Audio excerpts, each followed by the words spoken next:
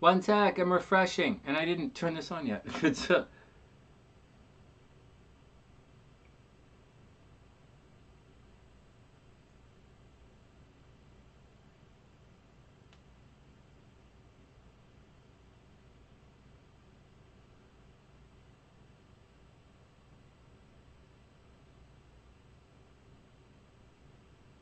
my stopwatch, man. Okay, there we go. Timer. Oh. Oh my god, what's up, guys? I put Sue in the description box. It's kind of neat having Sue in the description box, actually. It's kind of cute. She's got her own little spot there. It's all cool. I hope everyone is having a super amazing day. I hope we don't glitch as much as we've been glitching the last couple of days. That's been a little weird. But I'm not streaming through, and I guess this is a little bit... See, I tried to put that low. It didn't really work for me. So, if I lower it down and point it up. No, that's a little bit weird, right? If I lower the camera... Well, that's okay. That's okay. That's okay, too. I'm a little bit on this side, right? I'll move over a little when I do the things. Hey, so I'm not... So I stopped using Restream because Restream was doing a... they wanted to charge and limit it to only like 2 platforms. So like, why bother, man? You could use Mob Crush, Duck Thing, you know, Video Fuck You. Like you could use a lot of different shit. so fuck them, fuck them. So I stopped restreaming. So we're back on Facebook, YouTube now. Although it was fun to get some of the Facebook peeps in here every once in a while. I had a pretty big following on Facebook at one time. It was about 6,000-7,000 people on one of my pages. It was pretty good. It was a lot of fun. But that was, you know, Facebook's evolved over that time period, and I don't really know how it works anymore. So like, I honestly really don't know how the pages work, and I don't really care enough to learn it. Although it's a great platform, it's a bit of a mess, and so I don't really want to get involved in messes. So we're going to stick to YouTube, because this is where we hang out, on YouTube. Hey Gabrielle, what's up? I hope you're having a super amazing day. Man, these are tough days. I just think about it, you know, all that Saturn thing that you went through for so long. Remember, you went through it, and then it went retrograde, and it's going back. I'm going through a similar thing right now. Holy fuck, it's taking fucking forever. You wouldn't believe the amount of stupidness I hear all day fucking long. Oh my god. It's just... I'll tell you something I learned a long time ago, you know? I learned, not a long time ago, last year when I was traveling, I was, and listen to me, you know, and I'm doing it as well. I use the word traveling, but we all know what I was really doing last summer. Okay, so, right, that's the thing. And there's a reason for speaking like that. And sometimes when people speak like that, you just got to sit there and, you know, but I understand, you know, I do understand, and I'm really glad that I do understand it. Your validation should come from within. And that's just the deal. Anyways, I don't want to talk about stupid shit like that. Let's just move the fuck on. Gabrielle wants to guess cards, and so do I. Alright, so here we go. Also, heads up. I hope you guys are doing your psychic exercises. Consciously and subconsciously. I'm not going to tell you guys the subconscious exercises. Or let's not say subconscious. Let's use pre-conscious as a way of looking at it. Because it is kind of your pre-conscious. Now, although I have stuff in the SunnySide store, I didn't put a SunnySide book together. I tried a couple of times, but I didn't want a book that said Gufu on it. That looked pretty stupid. I didn't want to look at my spell book and say Gufu all the time. And actually, this is not a spell book. This is my thing. So this is my psychic journal. For those who don't know, you have to have a psychic journal, or else you should have a journal anyways. And most people do their journals on computers. Kind of makes sense now. They have an electronic journal. But I think it's important to write it out. Right? It's a tactile thing. Hey, Tia. This is my psychic journal. It's my book of ridiculously good ideas. It's my psychic journal. So I didn't do the Gufu one because I didn't want to look at my book and say Gufu all the time. Like, I don't want to say that to myself. I might say Jaffo or something, or Fuba, or like something. But that's it. So this is where you got to write everything down. Write, hey, Amnesia, I hope you're having a beautiful day. So do you, oh shit, where are my pens? Oh, you don't have to have a memory to be psychic. Anyways, write your picks down. Oh shucks, today's Friday. I didn't buy a lottery ticket. Well, whatever. I went to the dollar store for other stuff. Some not the least of which is pens. So okay, whatever. I guess I'm not writing down tonight. So anyways, make sure you write your picks down in your psychic journal, and make sure you write your exercises down in the psychic journal. I used to use these books all the time and write down your birthdays in them. I had about 3 or 4 of them, really big ones with everybody's birthdays in them, because I keep the computers loose sometimes. So it is good to write them down physically. I think I mentioned that in most of the exercise videos. You should write it down physically, because there's a thing to it, and there's a manifestation thing that works, right? There's to enter things into your subconscious mind. There's an exercise and a technique that I've been using for years. Actually, there are 2 surefire techniques I know how to get a message into your pre-conscious that you can do yourself. And there's 2 that's solid, 2 solid ones. And one of them, so first, is there's a special way to write things down. And there's a special way to write out affirmations, and if you write out those affirmations in a special way, and I've told you guys this way before, and I've demonstrated this all before, I'm just doing a reminder here, because I like the book, and I'm happy about my book. And so also picked up a couple of recorders for the kids. And so so there's a special way to write it out to get it into your pre-conscious, and another way that you get things into your pre-conscious is by chanting a particular mantra in a particular way when you're moving, like when you're jogging or when you're walking. Probably when you're walking is probably better than running, but either one is okay. Walking is better than the running for the mantra, but the running is okay as well. Sometimes listening with music would be like a third way, but forget about that for a second, because that could anchor it out of your usability as well. So like, just a heads up on that kind of thing. So those are the kind of 2.5 ways to anchor. Oh my god, I just took ashwagandha. I hope I don't fall asleep while I'm talking here. What else is going on? What did you get, Tian? Run, Sonny. Tomorrow morning. We're not staying up late tonight. I'm running tomorrow. Oh my god, I stretched my root out. I stretched my root. Man, I love stretching out the root. I love the new route. Guys, I'm running so differently now. I'll tell you something interesting. So I ran, I'll spend a minute, because I'm spending a lot of time thinking about this these days. I'm gaining weight right now in Casa Sunshine. I was about 5-6 pounds skinny, and now I'm about 5 pounds overweight. It's okay. I'm about 3-4 pounds overweight, which isn't a lot for most people, but I work out every day and I'm feeling it in my body. My body's a little heavy. And also when you put in, I was explaining, when Mama Sunshine and we were talking this morning, when you're putting this amount of miles on the body, or the body through this much stress, a little bit of weight can really grind away at the body. It can really wear it down. So I am cognizant of it. Although I have a bit of a sweet tooth while I'm here, I've been eating like tons and tons of different types, and I'm just taking in tons of calories. And ever since I started running, I haven't been walking as much.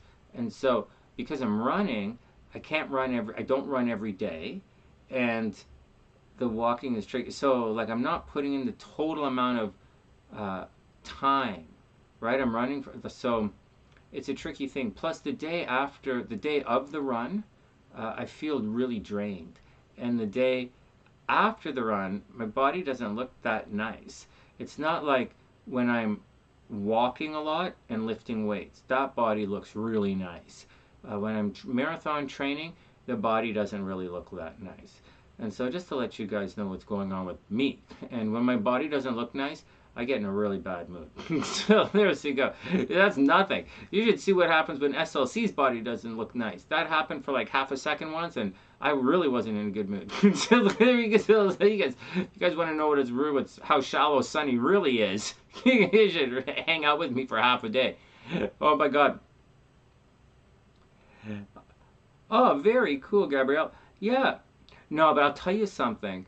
I knew this was going to happen. So I knew once I started doing the training, the long distance running thing again, I knew this was going to happen. The only problem is I haven't got the eating in check. And that's what the problem is. And I'm swelling up a little in the eating part, overdoing the eating, which is okay. Like, it's okay as long as it stops right now. But if I had to run, say, a race on Sunday, there is no way I could do it this Sunday. I could have done it 2 weeks ago, but I can't do it this Sunday. So I'm going to have to cut a little bit of weight, but it's not a big deal.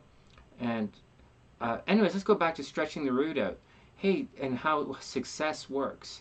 Because I'm in a pretty good mood tonight, and I'm not really, I just want all the stress to stop.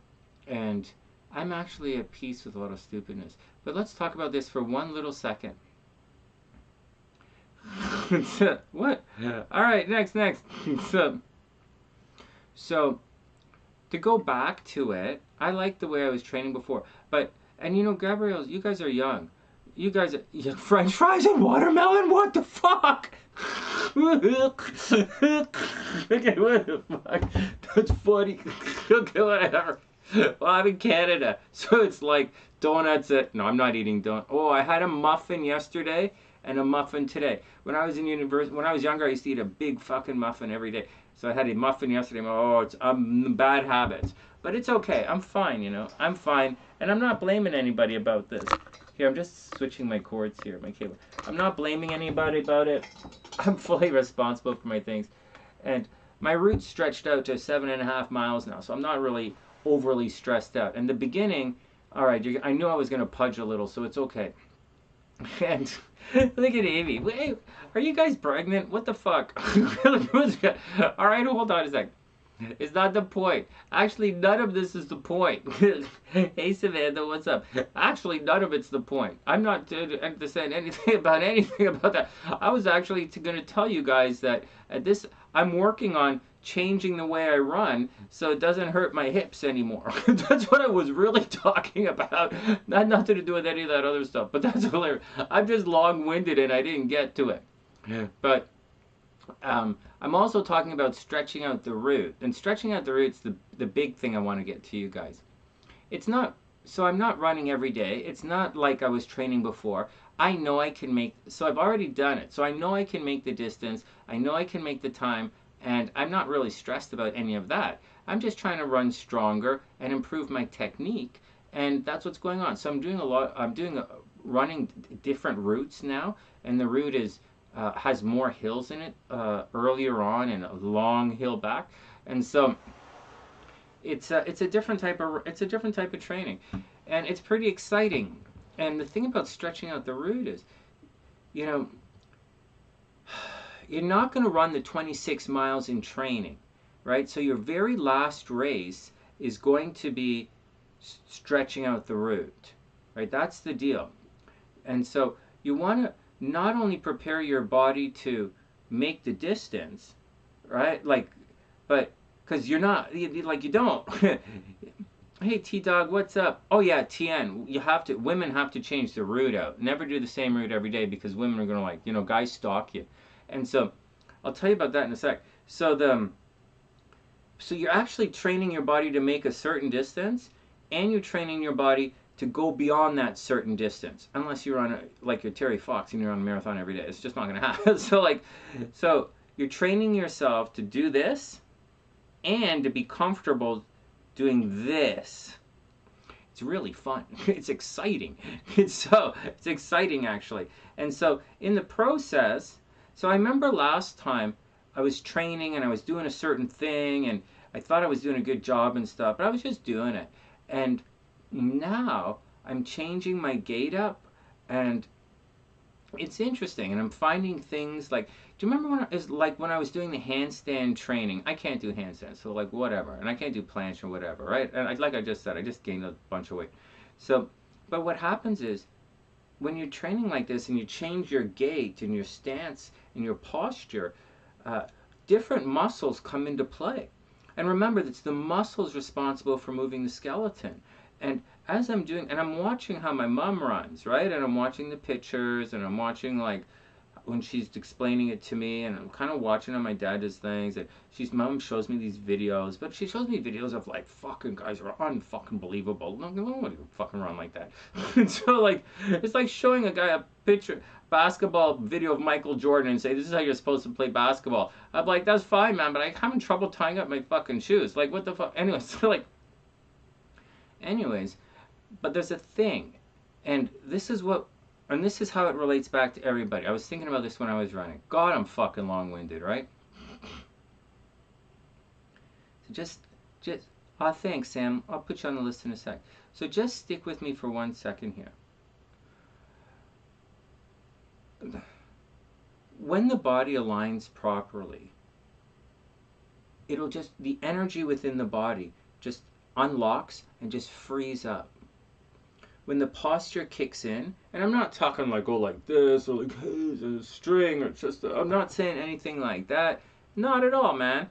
I'm just saying that when your posture kicks, posture is not a good word because posture is a good word, but it's going to confuse people. They're going to say, oh, it's obvious to stand up straight, but it's not obvious. And so, but when your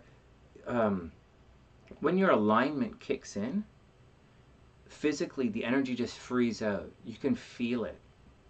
The same with yoga. It happened. I'm not a yoga guy, okay? I used to go to yoga because like my buddy liked to cruise for chicks, and I'd be like, okay, whatever. Or like, that's about it. That's about the only time I ever go to yoga is like when my buddy's trying to cruise for chicks, or like Papa Sunshine wants to show me some exercises because he's a yoga guy, not me.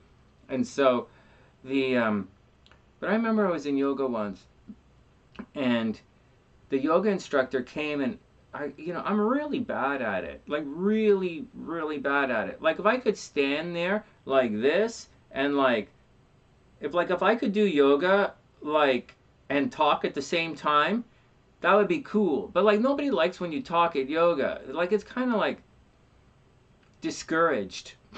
So, I don't like to be told to censored, right? Especially in a room with like what? Like you want me to whatever. And so fuck them. I don't need to go to no fucking ass face and dog yoga. Fuck that. And so yeah, of course, Samantha, I'll put you on the list. But here's the thing. My core, oh my god, my core is black. Amy, don't go there. I don't talk about your core. Anyways, but you just this what do they call a yoga teacher? Like your yogatu? So like my yogata came up to me and like she did this thing with my body, and I was like, ooh, right? You could just feel it.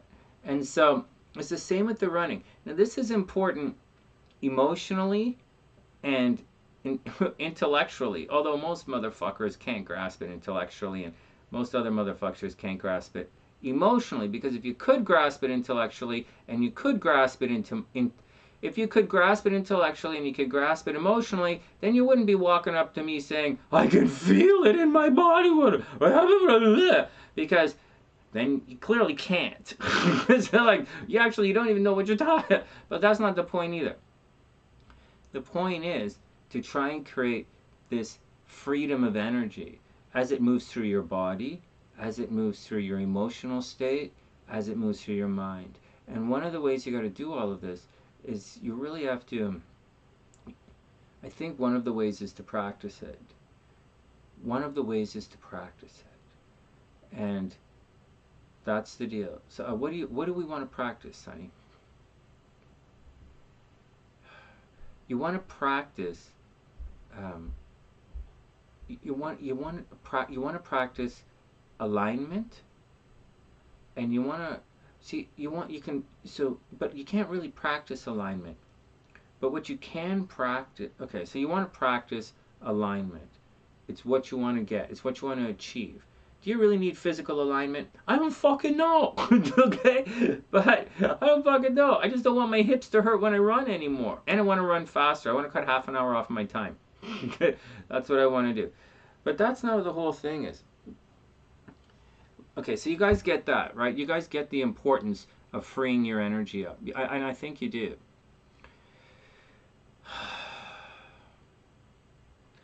All right. The next thing you guys want to do is get rid of stumbling blocks. Like, you have to get rid of your stumbling blocks, man. Like, you just have to. Or you have to be able to navigate your stumbling blocks, or be at peace with your stumbling blocks. But whatever it is, you have to find a way to navigate them, period. Now, remember, there are things that haven't been created yet that are going to create stumbling blocks. And now a stumbling block isn't just a limiting belief, right? Now keep this in mind. A stumbling block is not, they can be more than just a limiting belief. A stumbling block could be excessive distractions. Excessive distractions could be stumbling blocks. Speed, well, that's a distraction, right? So distractions can be stumbling blocks as well. So it's not just internal thoughts and limiting beliefs. A limiting belief is an intellectual. It's a belief. It's an intellectual stumbling block, right? You have limiting beliefs. You have limiting emotions. You have, limiting physical things, right?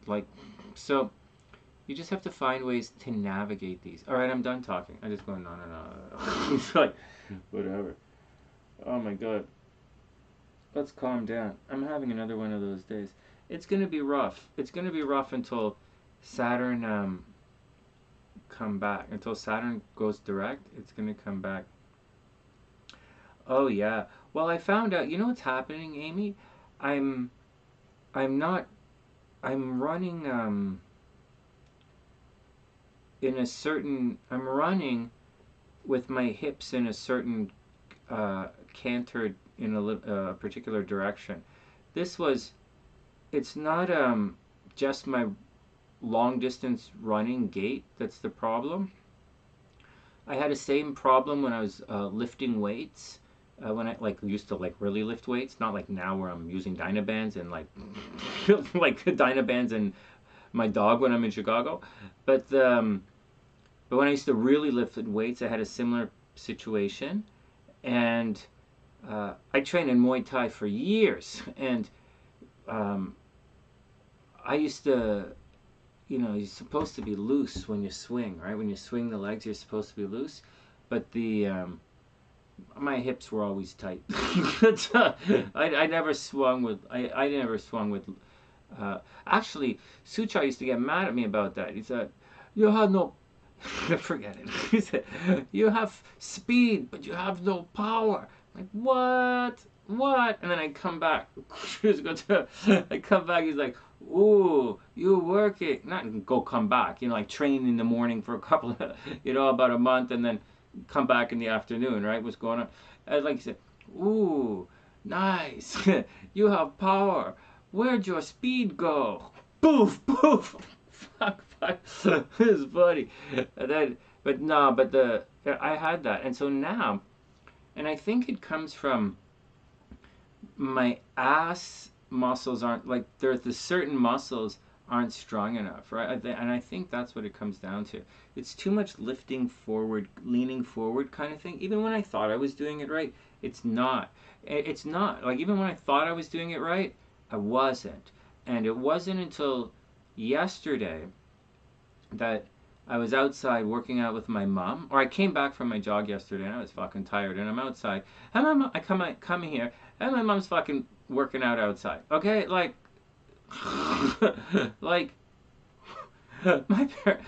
parents might not live beyond the next breath. They're both lifting, trying to work out, and so my mom wants to be one of those recovery patients that keeps running marathons. Is what she's trying to do. And I think she might do it, actually. I think she really might do it. They're both in a lot of pain. Those guys fucking fight through. So do I. So that's what she's trying to do. But she's showing me the some exercise, because remember something, it's about progressive overload. And so you can only do, like, if you can, I think if you can do 5 to 10 of any exercise, it's time to make the exercise more difficult. But we don't always realize or how to do that. But these exercises, and I thought I was shit hot when I was in Chicago. I thought I was pretty cool. And when we moved into the new place with, like, you know, all those university kids are doing their master's degree, and the medical people from the hospital, like, I'm like, all right, Sonny's gonna come in and show some business here. I'm gonna represent. And then I come here to Cast the Sunshine, and they're not laughing at me, okay? Not for working out, but they're like showing me that everything I'm doing is beginner. So there's a way ways to go. So this time around, I'm working on my technique, and I've made the exercises, all my exercises, more difficult. It's brutal. All right, next. Hey, Mike, what's up? Yeah, it gets you. Yeah, yeah. No, I totally get it. All right, next. Next. The, what's the next thing? So, hey, but I'm telling you, my hips don't hurt like they did. It's the front of my hips. It's right here. It's right here, the front of my, and this is where it used to hurt me in Muay Thai as well. It's how I kick. It's how I don't swing, you know? It's called a swing kick, and I don't swing. SueJ used to get mad at me for that. You know, he said, what are you doing? Because the guy's like, you're going to hurt somebody. You stand and you train with this bag. You can't come over here until you can stand. Like, what the fuck? So, anyways, let's move on. So technique is pretty important. I'm all over the place. I didn't mean to talk to you guys about this. I just wanted to talk to you guys about the running, and I wanted to talk to you guys about a couple other things. All right, let's move forward. Oh, also, your hip started about 2 weeks ago. Oh, mate. What's that, K1? You have arthritis in your hips? Oh my God, that's rough. Oh, here, hold on. Let me write everybody down now. Erin and...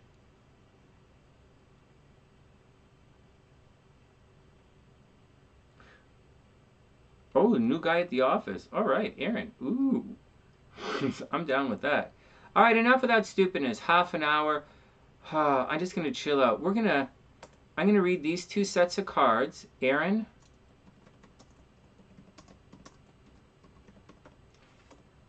And I guess I'm supposed to spin the wheel, but I'm not. And I want to get, okay, but I have a real question for you guys. I need a real question. Hey, Sammy, you got it. A real question. And I didn't get to do the horoscopes today, obviously, because I had something come up. I didn't even run today. I just had something come up.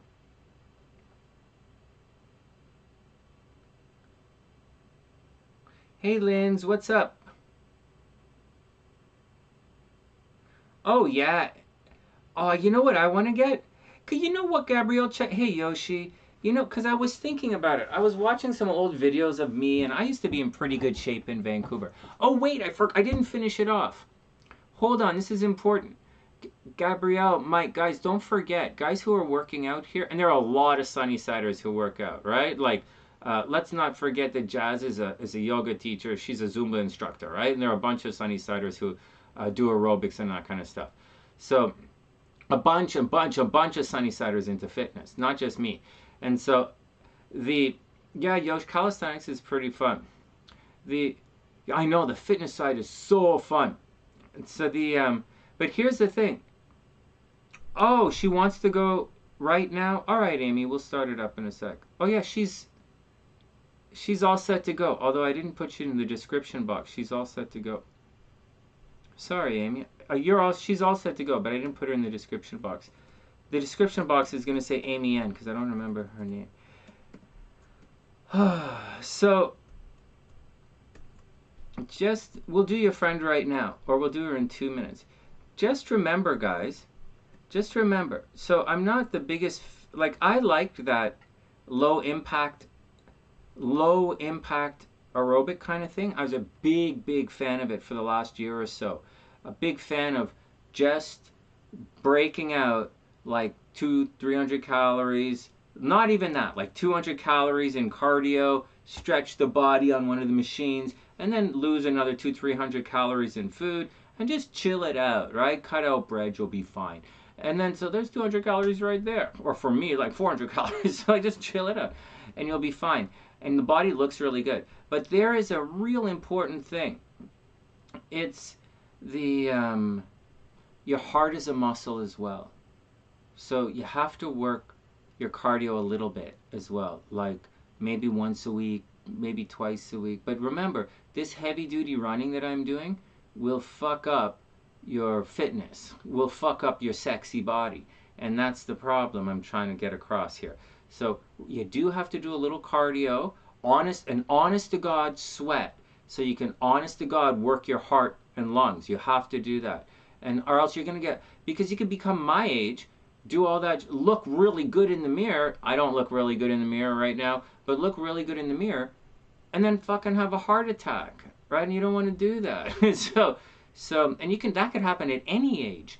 So especially if you kind of live the lifestyle I used to live. So just remember, the heart is, but at the same time, that's all the advice all I said was remember the heart's a muscle too, because remember also, I can't, I don't really know what I'm doing, right? This is 100% bro science, so just be cool with that. All right, everybody be cool. Amy's buddy's up next. Let's get into Amy's buddy. I've got it. One sec. I think, hey, there's another thing, oh shit, what did, Devhan, Devhan. There we go. So, I do have a PSA about training in the park. As I'm jogging through the river now, it's getting dangerous. And if you guys know where I come from, you would say, what the fuck? Like I come from anyways, let's not talk about that. Amy's friend is up. Here we go. Somehow we'll do it. There we go. Hey, this looks pretty good. Oh, wow, this looks pretty good. So, there you go. Wow. You know, we've done a good job over the years making this thing look good. Okay, I need a second though, because just because it makes it look good right here doesn't mean I'm going to do it properly. Doesn't mean it's going to look good here, and that's the thing. And it's still small on my screen. I don't know what I'm gonna do. Okay, everybody be cool. Let's sort this out a little bit, make it a little easier for everyone to see. How's that? Wow, that's pretty good. Are you guys good? Is this good for you guys? This is really good for me. So, I can see. Let me grab my phone and let's start. Devin, you're up. We'll do Evan the 2 tarot readings, and then we'll guess the cards. When I come back, so I didn't do the horoscopes today. Obviously, something came up. For those who don't know, I wake up between 7:30 and 8 every morning, and I do my thing. So, like, for me not to get stuff done, it means I'm pretty busy. And so, but if I don't come on long, wow, this looks pretty cool, man. Fuck. Wow, you guys, wow, this looks pretty cool. I like this. All right, let's get back to this. We'll start talking, we'll go back to talking shit in a sec. Okay, so look at that there. Bring this up. Bring this up. Get this here. Oh, wow, I like this. Oh, man. Oh, wow, this looks pretty good. Okay, I hope we don't glitch too much, though. All right. Hey, KZ, what's up? I hope you're having a beautiful day. It's great, great, great to see you. I gotta go, though. I can't, we have, Amy's friend is waiting. All right, everybody cool. It's great to see you, Kooks. I hope you're having a wonderful day. I hope you're having fun as a grandma. Okay, hold on. Okay, I'll go. I'll be back in 10 minutes. Here we go. Amy's friend is up. It's great to see you, Kooks. You really put a smile on my face. All right, Amy's buddy is up. So here we go. I could probably make this even a little bigger, but I don't want to go crazy bananas with this thing. All right, here we go. Devin's up. First, well, I would say happy birthday, but your birthday is January 16th. I have January 16th, 1992 at 11:15 a.m. at Abbeville, Louisiana. Abbeville, Louisiana. That's pretty cool. Okay, here we go. So Devhan is a Devhan is a Capricorn. Oh, 25 degrees Capricorn. Oh man, you're probably feeling a lot of transition in your life right now. You probably went through, oh my God, man. Oh God, I bet 2021 was like the worst year in the history of your life. Maybe 2020 to 2021 were like the worst years in the history of your life. Holy crap. That's funny. Anyways, it's not that funny. You go wait till next year. I'm warning you, 2023 is going to be a really rough year. The end of 2023, when Saturn right here, when transiting Saturn is squares your Venus, you might have problems with money and love. 2023, actually, I'll tell you right now, before I analyze your chart, Devhan, I am going to analyze your chart. Don't worry about, we're going to do it right now. But before that, I just want to point something else out in case I forget. You definitely have a negative situation coming up shortly. Well, by not that shortly, but I'm going to tell you when it's coming, and then you can act accordingly. This guy up here at 21 degrees has got to go over here at 19 degrees Pisces, and it's coming. And when it arrives, look at that. Here we go. And then it's going to go backwards, and then it's going to go forwards. Oh, wow. Holy crap, Ola. Well, you're lucky. You're lucky. It looks like it's going to happen May of 2024. There you go. May 2024. Well, you have some time. Well, let's get back. Let's just carry on with it then. It's going to be May 2024. Write it down. Write it down. May 2024. You're going to lose love, and you're going to lose money. May 24 is going to suck bananas for you. So just heads up. All right, enough. Let's get back to it. So this guy is a Capricorn, Aries rising. So, and his moon is in Gemini. Oh, there we go. He's a very curious guy. So, very curious guy. There you go. Or he's very curious. Maybe he talks a lot. Very clearly, he fights with his brothers and sisters all the time. He might be estranged. If he has any brothers and sisters, he might be estranged from them. There might be times when he's forced to spend a lot of time taking care of his brothers or sisters or talking to them. But I would imagine that relationship always has a bit of a problem. Way at the top of the chart, I know you guys want to set me to say, oh, he's a Capricorn sun and an Aries rising. What happens in an Aries rising? Oh, that's a good question. But before we get there, I just want to point some things out. Mars is really happy up here in Capricorn, right? Mars is happy. It's great. And the North Node is blah. But Mars, this conjunction of planets right here, Mercury, the North Node, and Mars, even though it's in Capricorn, this can make someone very violent, right? This is someone who can be violent. Someone could have a temper. Someone is always, their ideas can be inflated. They might have some fantastic ideas about how things should always be. It's probably a worldly kind of vision. The guy's probably a very big picture kind of guy. Maybe he spent a lot of time fighting with his teachers at school. Like he easily could have gone. Like this is the type of chart of someone who could easily get a master's degree, but it means they're going to have to leave school and go back to get it. They're going to leave school, go back to get it. Like for whatever reason, it's unlikely that he went straight through, but it's very likely that he ended up getting something like a master's degree or something like that, like his MBA. It's in Capricorn. Maybe he got his MBA. All right, it does indicate, but anyways, this chart does indicate a violent person who is short-tempered, but it is also someone who's very focused. Mars in Capricorn there is very focused, and he pretty much goes after whatever it is that he wants to go after. There is a possibility that he likes to travel around the world, likes to travel. He might settle in a foreign land, and that's the deal. Well, I don't see him settling in a foreign land because the United States, he's from Louisiana, so I guess what the hell. So, he's probably still in the United States. Anyways, Aries rising, let's get down to it now. These guys are very competitive.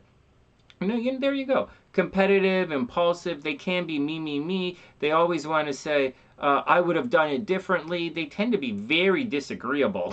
like very, very disagreeable. But like, whatever, man. It's just the way it is. Anyways, moving around, we have the moon in the second house. This is someone who has the potential to be very successful in their career. It also indicates someone who's going to change their career a couple of times. It's not necessarily someone who has one straight through career. They tend to change it a couple of times, but you can be very successful in the career. On the negative side, it does indicate that you might have some vision problems, particularly in your right eye. Vision problems in your right eye. You also have to watch out for breathing problems and maybe excessively nervous. But you have all that energy in Capricorn way up here, so I would imagine you're fairly uptight, really uptight. Problems with your brothers and sisters, and you probably like to work pretty hard for money. Not the Capricorn. It's the Moon in Gemini makes you do that, and you're obviously very curious. Down here with Chiron, way down here in the 5th house. This is gonna, and this stuff isn't really gonna count that much, and we're not gonna use the part of fortune today. But Chiron down here, well, if you want to, there's going to be a strong emphasis. So I'll tell you, there's a wound in your life that comes from children and romance. It's not like you're damned if you do or damned if you don't. There's always some kind of nonsense there that happens in your romantic life, or it happens with children. Now, in certain types of astrology, this opposition of Chiron opposite Saturn like that is quite a negative thing. It does indicate, like in romance, it will indicate problems with children. It does indicate problems with children, problems with groups of people, problems in your romantic life, and so on. And so on and so on and so on. It means you are never really going to get to do what you want to do when it comes to like romance or when it comes to children. Potential for a miscarriage, potential abortion along the way. All right, Jupiter's over here in your 6th house. Obviously, watch out for gaining weight as you cruise through. Watch your health, watch your health. The 6th house is the enemies of the 7th house, right? It's all the hidden stuff of your partner. It's all the hidden stuff. With Jupiter in the 6th house, especially a fucked up Jupiter like this, Jupiter is retrograde and Mercury is retrograde in Virgo. That would qualify as a fucked up Jupiter, making an extremely negative aspect to the sun. That is a fucked up Jupiter, and it's fucking up your moon. Sorry, I said sun, but I meant moon. Your Jupiter is fucking up your moon. Anyways, and that means your day-to-day life, it can be problematic sometimes. But that's not what I'm talking about. So either you have a lot of pets, which is a possibility, but what's really going to happen is you might, like, it blows up. It makes big your 6th house, which is your, like your health problems. You have two things right here. 2 planets indicating in your health sectors. And so in this 6th house, Jupiter is making your 6th house health problems. It makes them your health could be problematic. And with Pluto up there in Scorpio, now Pluto's actually pretty strong in Scorpio. And this generation the Pluto and Scorpio generation is a pretty tough generation. And so, because Pluto rules Scorpio, right? And so this transformation, but anyways, nevertheless, you have to watch out for your health, and you have to watch out for diseases that can't really be detected by the doctor. So you might have a dormant illness within you that the doctors haven't found that may or may not have come to life yet. But if I had my 2 cents, that's at 22 degrees. And I know exactly when Saturn and everything conjunct at 22 degrees. That was January in 2020. And so that would have put a nutso bananas right there. And if that might have very sincerely been the start of some major health problem that's going on in your life. If that hasn't happened yet, you're going to see that when Saturn comes over here, when Saturn was here squaring your Pluto earlier on in the year at 22 degrees, this happened earlier on this year, that would have caused a lot of problems in your health, and it may have caused the end of you socially with something else. Something about groups of friends were causing a lot of problems at the time. In addition to that, Maybe someone tried to steal large, like this is shared resources, right? This is also money. It's possible that someone tried to steal a big chunk of money from you earlier on this year, right? Someone might have tried to steal a big chunk of money from you earlier on this year. In addition to that, you know, you're probably always fighting with your teachers. You're probably argumentative. Maybe you ran away from home when you were younger. But at the same time, Venus is here in Sagittarius. You do attract people from a distance. You might make money as a teacher. You might make money as a teacher. You know, teacher, traveling. Over here, there's a lot of energy at the top of your chart. So people probably see you everywhere you go. You're probably high visibility. When you're outside, wherever you go, like, well, that's just the deal. Wherever you go, people always see you. You have an unusual quirk about you at times. People don't, you know, you might be, even though you're Capricorn, Aries rising, you might be a little bit quirky. You might have a hidden fetish that no one knows about. Okay, you might have a hidden fetish that no one knows about. In addition to that, you definitely have something going on behind the scenes that people don't see. I don't know that you have resting bitch face or anything, but there's a lot about you behind the scenes that people don't see. There is death to a spouse in this chart. Maybe you got married at one time and your spouse died, or your girlfriend died, or something like that. So just heads up with that. There is death there. There's also a bit of mental health and potential suicide in this chart. Whatever. Depression at times. There's depression at times. Again, next, Saturn is going to be placed in front of your sun here, and that's going to make you a very disciplined person, and that's the deal. You're probably very disciplined, and you go after what you want. All right, as far as the transits are concerned, let's pull this up here and see what's going on for your next little...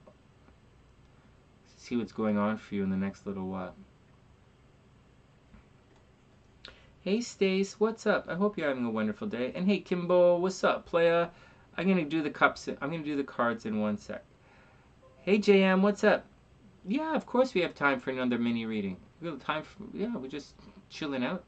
All right, so here we go. So this is Devon's transits coming up. So right now is a difficult time.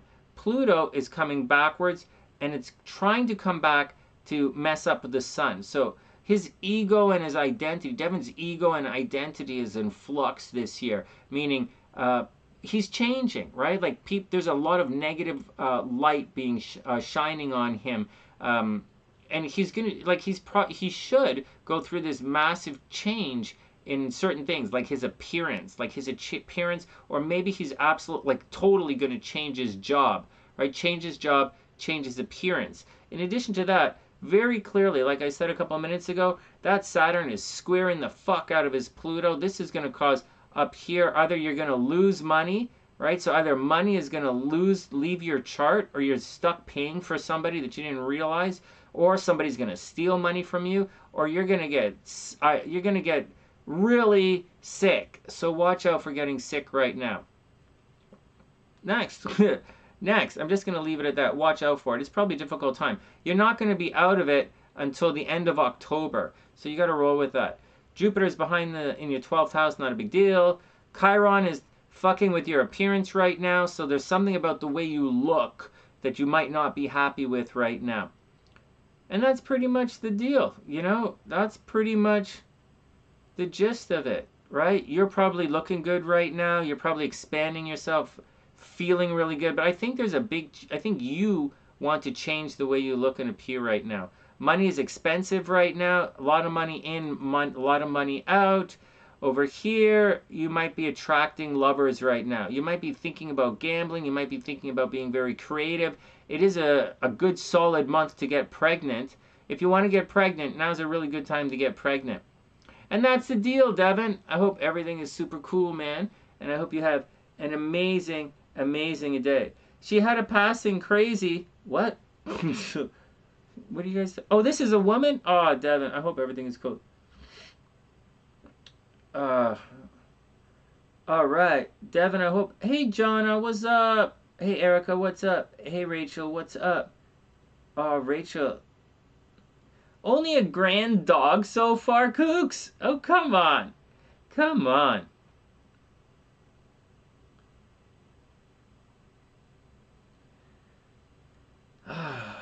All right, there we go. Hey, Kooks, you still dancing? Forever, right? You're going to be dancing forever. Thanks, Tien. This is pretty neat. I'm just keeping it nice and simple and basic. I'm not stretching it out. I'm not stretching it out. I'm getting ready to teach the class, so I'm keeping everything nice and tight. I'm keeping it down to like this. You know, Mars in the second house, money's leaving the chart. Right? I'm keeping it simple like that, as opposed to like and a little bit of 2-planet stuff, right? A little bit of that, but trying to keep it nice and simple, because, you know, nice and simple. So right now, nice and simple anyways. And that's the deal. Hey, JM, you got it. Okay. All right, next. Thanks, Amy. I hope everything is cool. I hope your friend liked it. Hey, Devin, I hope you liked it. Please tell all your friends, and all your friends. Well, you know, let me just write down JM and pull up JM's chart, guys, and then I'll tell you the thing about the part of fortune. Wow, I like this screen. Oh my god, I like it. Okay. You're welcome, Amy. Thank you for bringing your friend in. I really appreciate it, and I really like it too. I like when you bring your friends in. Okay. Next. So Tien is going to have to go down here. And, sorry, JM. One sec.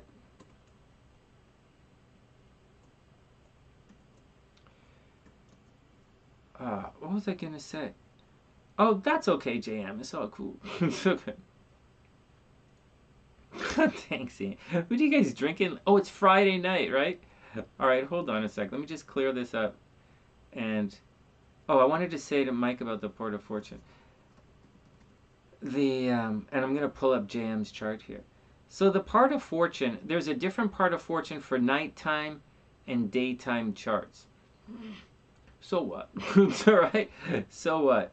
But the part of fortune is actually, I don't know. Here, I'm just going to get, I'm just pulling in JM's chart, pulling it up.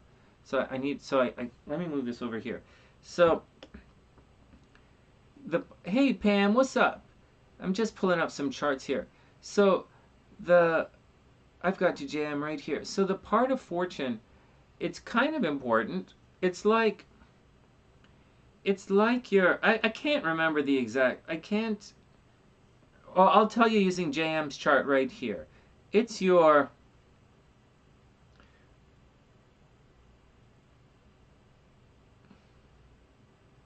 so watch this. Can you guys, so hold on. Okay, I'm going to explain this to you really quickly and really easily. Okay, and then we'll move on, because it's not that complicated, but it's also not that easy. So a part of fortune is different in a daytime chart and a nighttime chart. Oh shit, well I'm doing JM's chart, so I'm using JM's chart, so I might as well do JM's chart. So, but we got to guess the cards and stuff. But it's like this. See this? See, her ascendant is at 16 degrees, and the moon is at 12 degrees. And that equals 4 degrees, right? 16 minus 12 is 4. Okay, so that's the distance between the ascendant and the moon. And so that distance at 4 degrees, I can't remember it's the daytime chart or the nighttime chart, okay? But this is clearly a nighttime chart, right? Because she's born at 11 o'clock at night, and the sun is below the horizon. So this is obviously a nighttime chart, right? Because this is nighttime, sun up here is daytime. All right, now, so this is 4 degrees. Is this here? So the difference between the sun, which is at 0 degrees, plus 4 degrees equals 4 degrees, equals 4. And this is the sun plus this equals 4 degrees. And that's the part of fortune right there at 4 degrees. Do you guys see that? Right there. So that's it. So the part of fortune, I know it's like, oh, this is going to, but it's, You know, when you guys talk about your big three, your sun, moon, and ascendant, that's where you get your part of fortune. That's where the part of fortune comes from. So it's the relation in the daytime chart, it's the relation, or in the nighttime chart, it's the difference between the ascendant and the moon, right? That difference right there, 4 degrees, is the sun to the part of fortune, and that's what it is. It's a combination, and so what it means is it's a part of your chart that you should resonate quite readily with, like quite readily. Doesn't mean it's gonna where you're gonna make your money. Fuck no.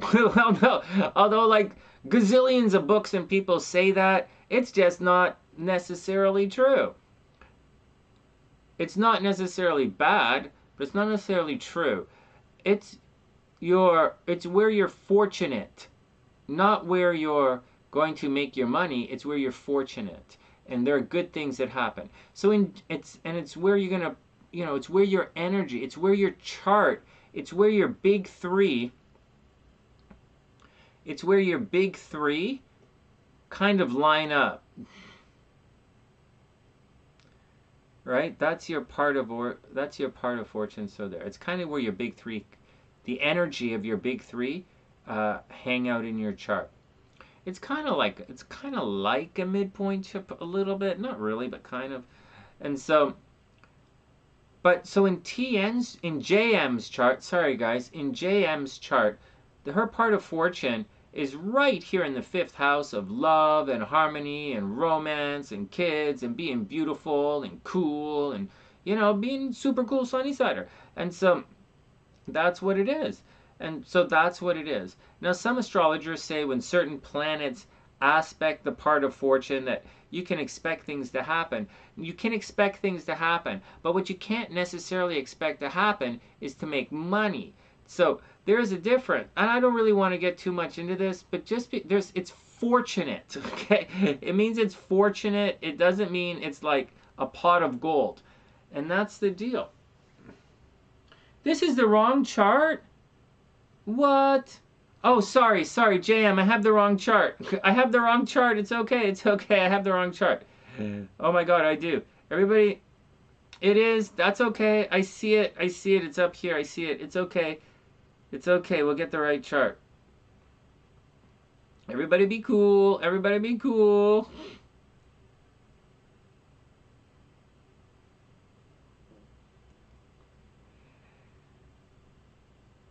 Hold on. So, hold on. I do have the wrong chart for JM, but I have JM right here somewhere.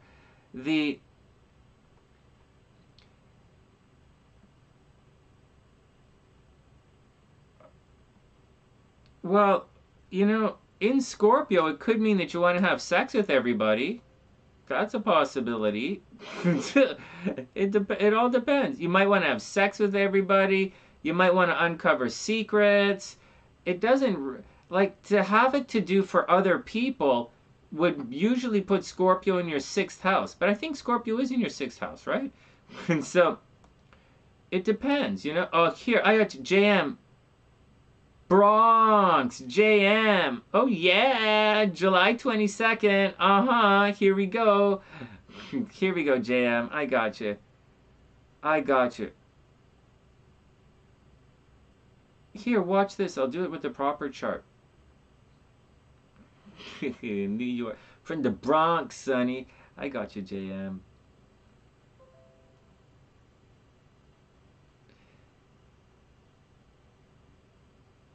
Yeah, guys, if I ever have your wrong chart, make sure I get the right chart. I don't mind taking an extra couple of minutes for the right chart. Like, serious, really don't.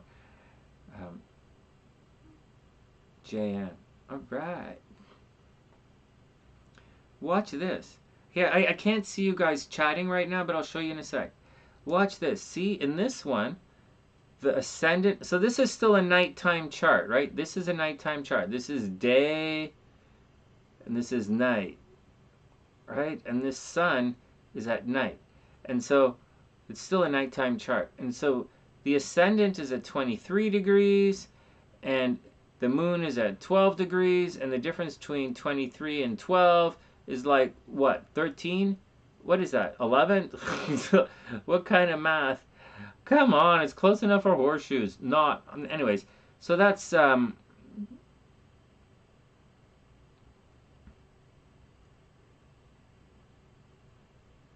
this isn't right. Oh, sorry. I'm doing it wrong. Sorry, guys. It's 23 Aries. So this is going to be 23 Aries, Aries to 0 degrees Pisces. This here is 7 degrees plus 12 degrees. Sorry. I'm not doing it proper. My brain is all fucked up. Okay.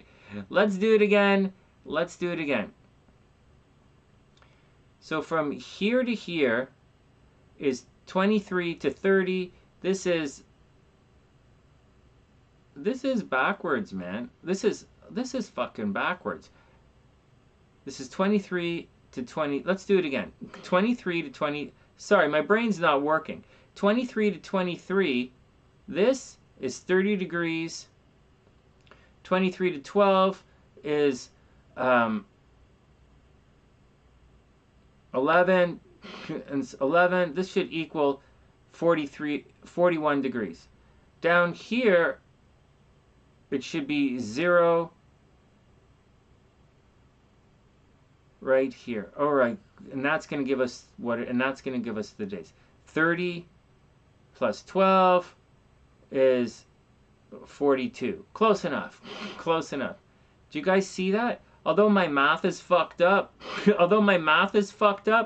it's the distance from here to here. That distance is this distance right there. Do you guys see that? That's the way it is. It's a little tricky because it crosses signs. So you have to add 30 degrees, right? It crosses signs here as well. So there you go. But that's the part of fortune. And so it doesn't necessarily mean what you're supposed to be doing with your life. Oh, sorry guys, I haven't seen you guys.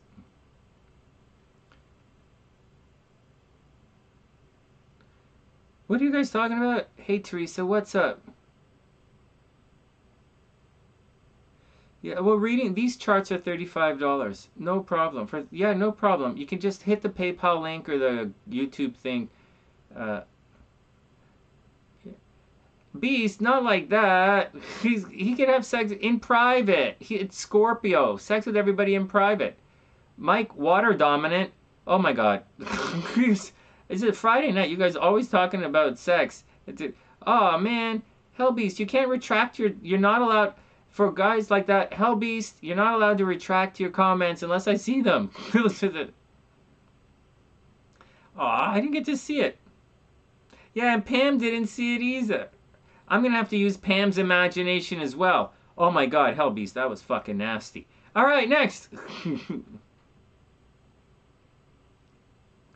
Yeah. Oh, what are you guys talking about? Dating apps? Oh, don't go into Plenty of Fish. Oh my God, when I was younger, I don't, anyways, everyone is different. Okay, next.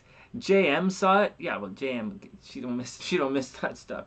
All right, we're almost set to go. So this is too big like this. Let me move it up a little bit. So this is too big. Let me just, give me 1 second. Let me see. I want to just make this.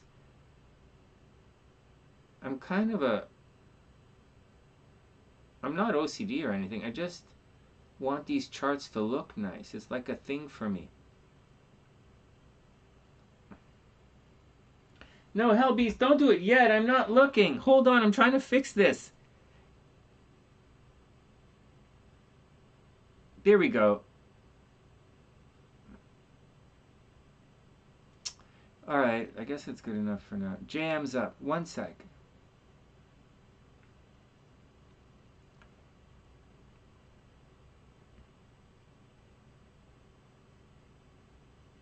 What? No. HellBeast, come on. Your Lilith is in Scorpio. Oh my God. Oh wait, HellBeast, I can't see. Fuck. Don't delete. Have sex with everybody. That's pirate talk. Does conditions matter? That's, in that case, gonna grab a pick and shovel, crack open a cold one. Oh, that's funny. That is so gross. I'm watching Dexter these days. That's gross. It's all the capital letters. That was funny. Maybe I can thing that. Oh, I can't. All right, here we go. Let me just do the timestamp and then we'll get on. The chart is cursed. All right, JM's up. No, man. You know what? It's interesting. I don't really use them in mini readings, but so that's the deal with the part of fortune. But you know what?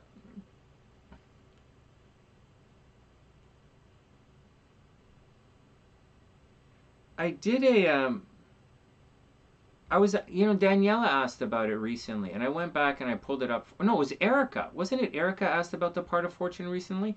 Someone asked about it, Erica or Daniela. So I went and I looked it up and I put a post up on the website for it. I took the post.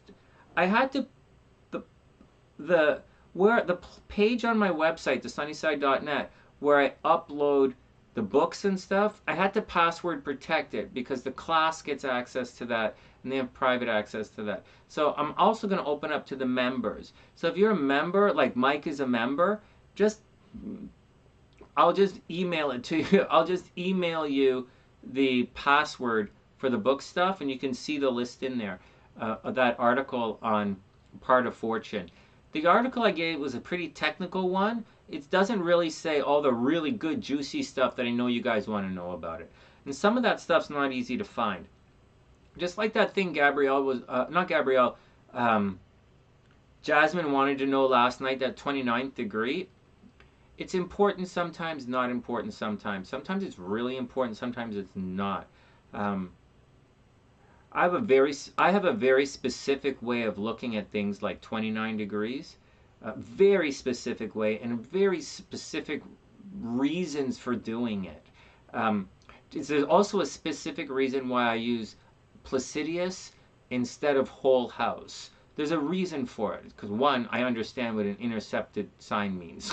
So like I don't really stress it out, and I understand the different sizes of the houses. I understand what that means. So whatever. All right, next. Thanks, Dr. P. All right, TN's up. Scorpio's stinging itself. Oh my God, Lilith and Scorpio. Oh, Erica nerding out. Oh, okay. Hold on, JM. I'll get it to you guys. I'll somehow get it to you guys. Let me just put the timestamp in here.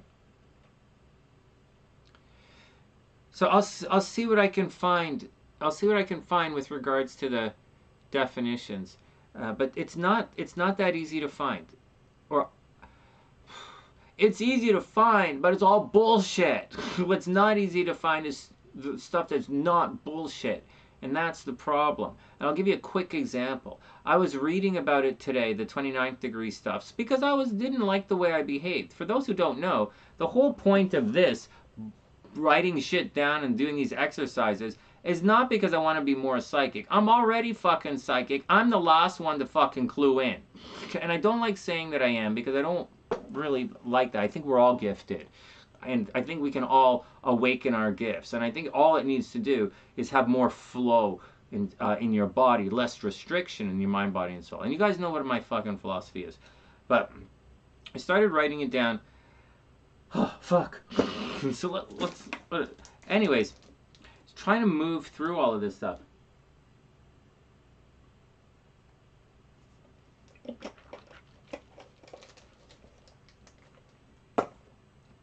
So the bullshit was, the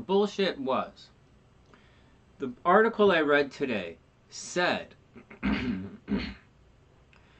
that 29 degrees of a sign, let's say Venus is 29 degrees Gemini.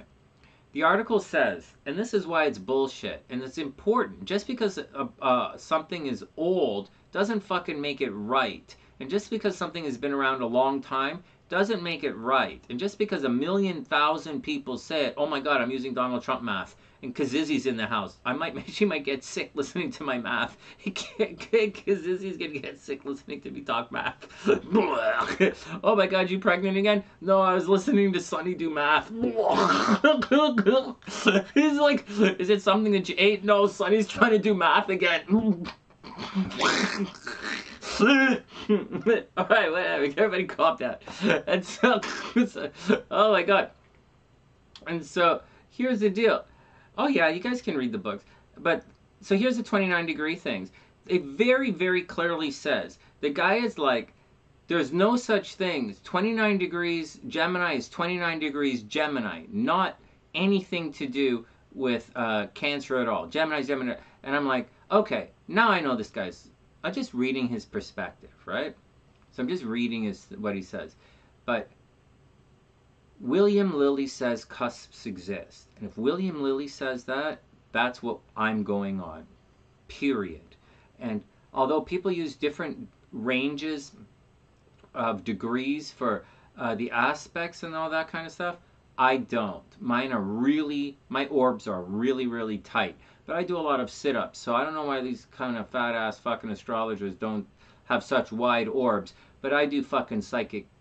I work out with my... Oh, shut up, Sonny. Anyways, so about this quick thing right here. So, although he said it doesn't exist, he goes on to say, not William Lilly. William Lilly says it exists. They go on to explain and say that at 29 degrees, that energy is changing, which is what we say, right? So the energy is changing. It's in flux. It's a stupid fucking article. He says it doesn't, and then he said it does. Because it does. and so, also, that guy John Farley, for those who do sports astrology and gambling in the background, you guys, that guy is not the fucking Bible on sports astrology. I know his book is easy to read, and it's pink, and it's cute, but he's not the Bible on it. Like, he's interesting, but his shit is raw. His shit doesn't work. You should use Flowerly. You should also use Vedic astrology when you do it. You should use your D9 charts. That's a totally different story for another day. All right, next. Also, for you guys, as far as these degrees are concerned, they're important. They really are. However, there's sidereal zodiac and a tropical zodiac. And things have to kind of fit regardless of if you're using a tropical system or if you're using a sidereal system. And I'll give you an example. It doesn't matter. If I'm on stage and I'm doing a hypnosis show, I don't have to hypnotize everybody at all. I only really need to hypnotize one person. Like, if 20 people come on stage, I only need to hypnotize one of those guys to have a good show. If I can't hypnotize any, then we're going to have a problem. But all I need is one for a great show. In the great show. And it's happened a couple of times where I did a show and like only one person and everyone's like, some guy's like, fuck you, Sonny sucks. But like there's one, it's like it makes the show. And so that's one thing. But in the clinic, you have to be able to hypnotize everybody. So that's the difference. And the same thing is with this kind of astrology stuff. If you're just doing some kind of fuckwank thing or like some kind of stupid shove it up the nose Instagram post, or like you're some like bitch with a fucking stick and a fucking problem. If you're like some stupid bitch with a cell phone and a fucking crab apple coming out of your ass, then you're like, fuck, go for it. But when I do it, I get paid to do this. And so when you're getting paid to do this, you have to be, sometimes you better be accurate. It's somewhat accurate. And so you have to figure out a system that uses what's going on. But having said all of that, the economy, the concept of planets changing signs. When big, slow planets change signs, it is a big, big deal astrologically. Big. It'll move the stock market. It'll move Earth. It'll cause a flood. It will like fuck things up when a big planet moves signs. That's the astrology. That doesn't include humans fucking themselves over.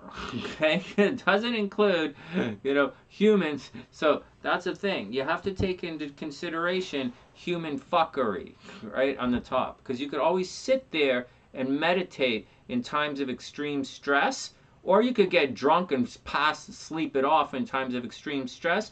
You don't have to walk in and cause a fight. You don't have to gaslight. You don't have to say stupid shit. Let's move on. Let's move on. All right, next.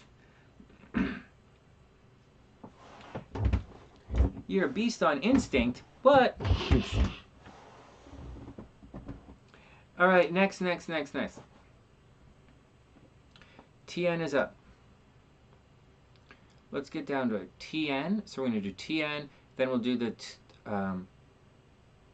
Sorry, I keep saying TN. It's JM. Sorry, JM. Here we go. Enough. Holy shit. I just go on and on and on. Oh, fuck. I can't believe this. Oh, my God. All right, here we go.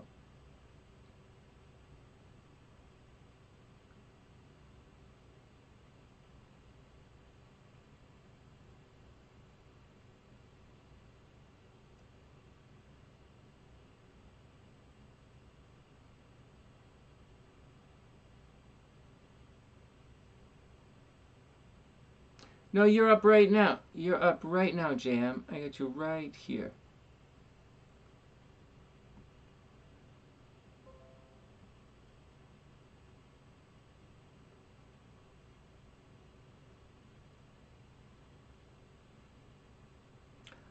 Here we go. I was using the wrong screen.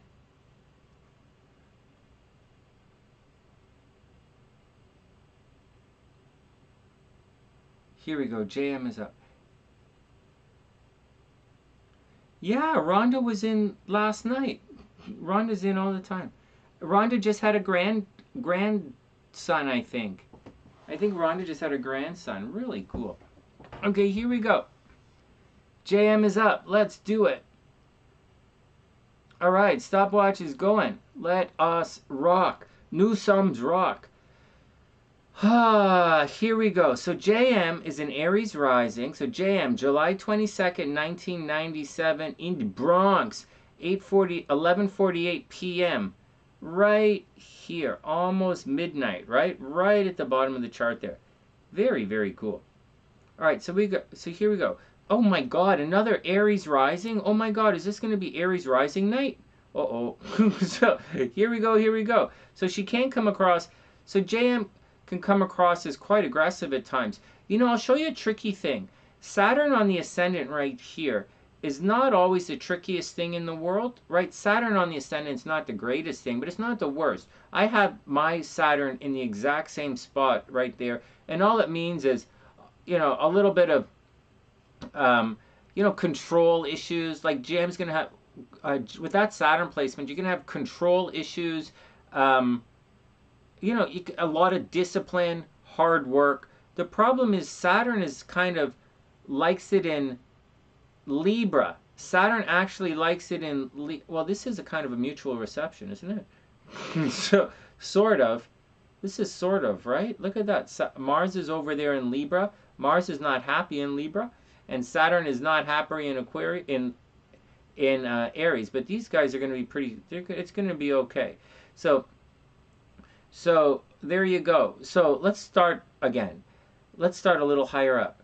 So JM's moon is in Pisces. This can make someone with your moon in Pisces, it can make you a little bit artsy fartsy. It can make you very not dramatic. It can make you a dreamer, super, super romantic. But on top of that, keep in mind that her Venus and her Mercury are both in are both in the 5th house in Leo. And this is going to make her super romantic anyways. Now this is, just to let you know, her Venus is at 29 degrees, as we're talking about critical degrees, right? Venus at 29 degrees.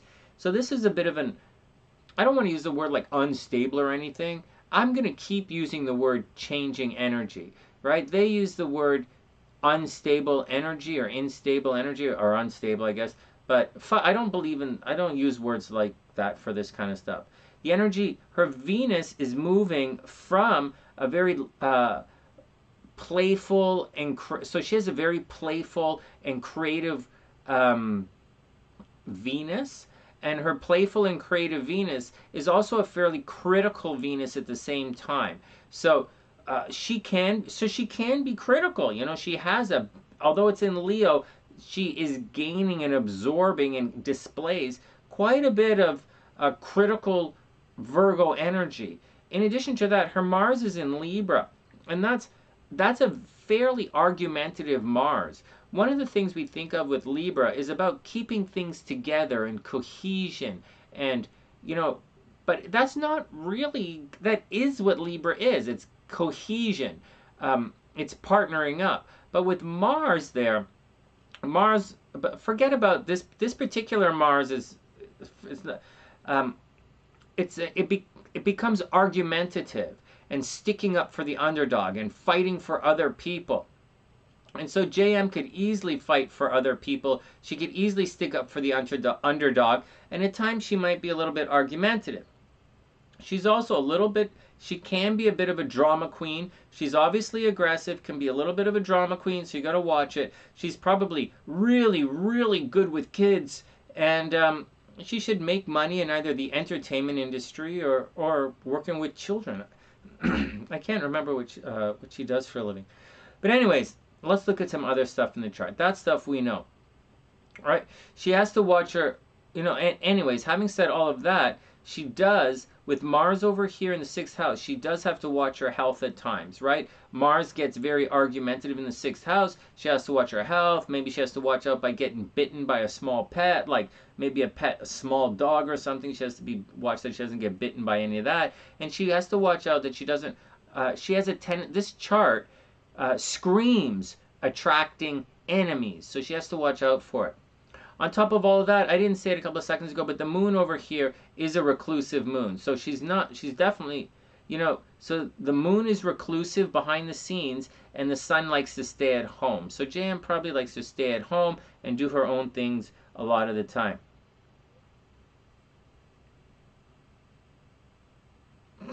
Erin, not being argumentative is a challenge.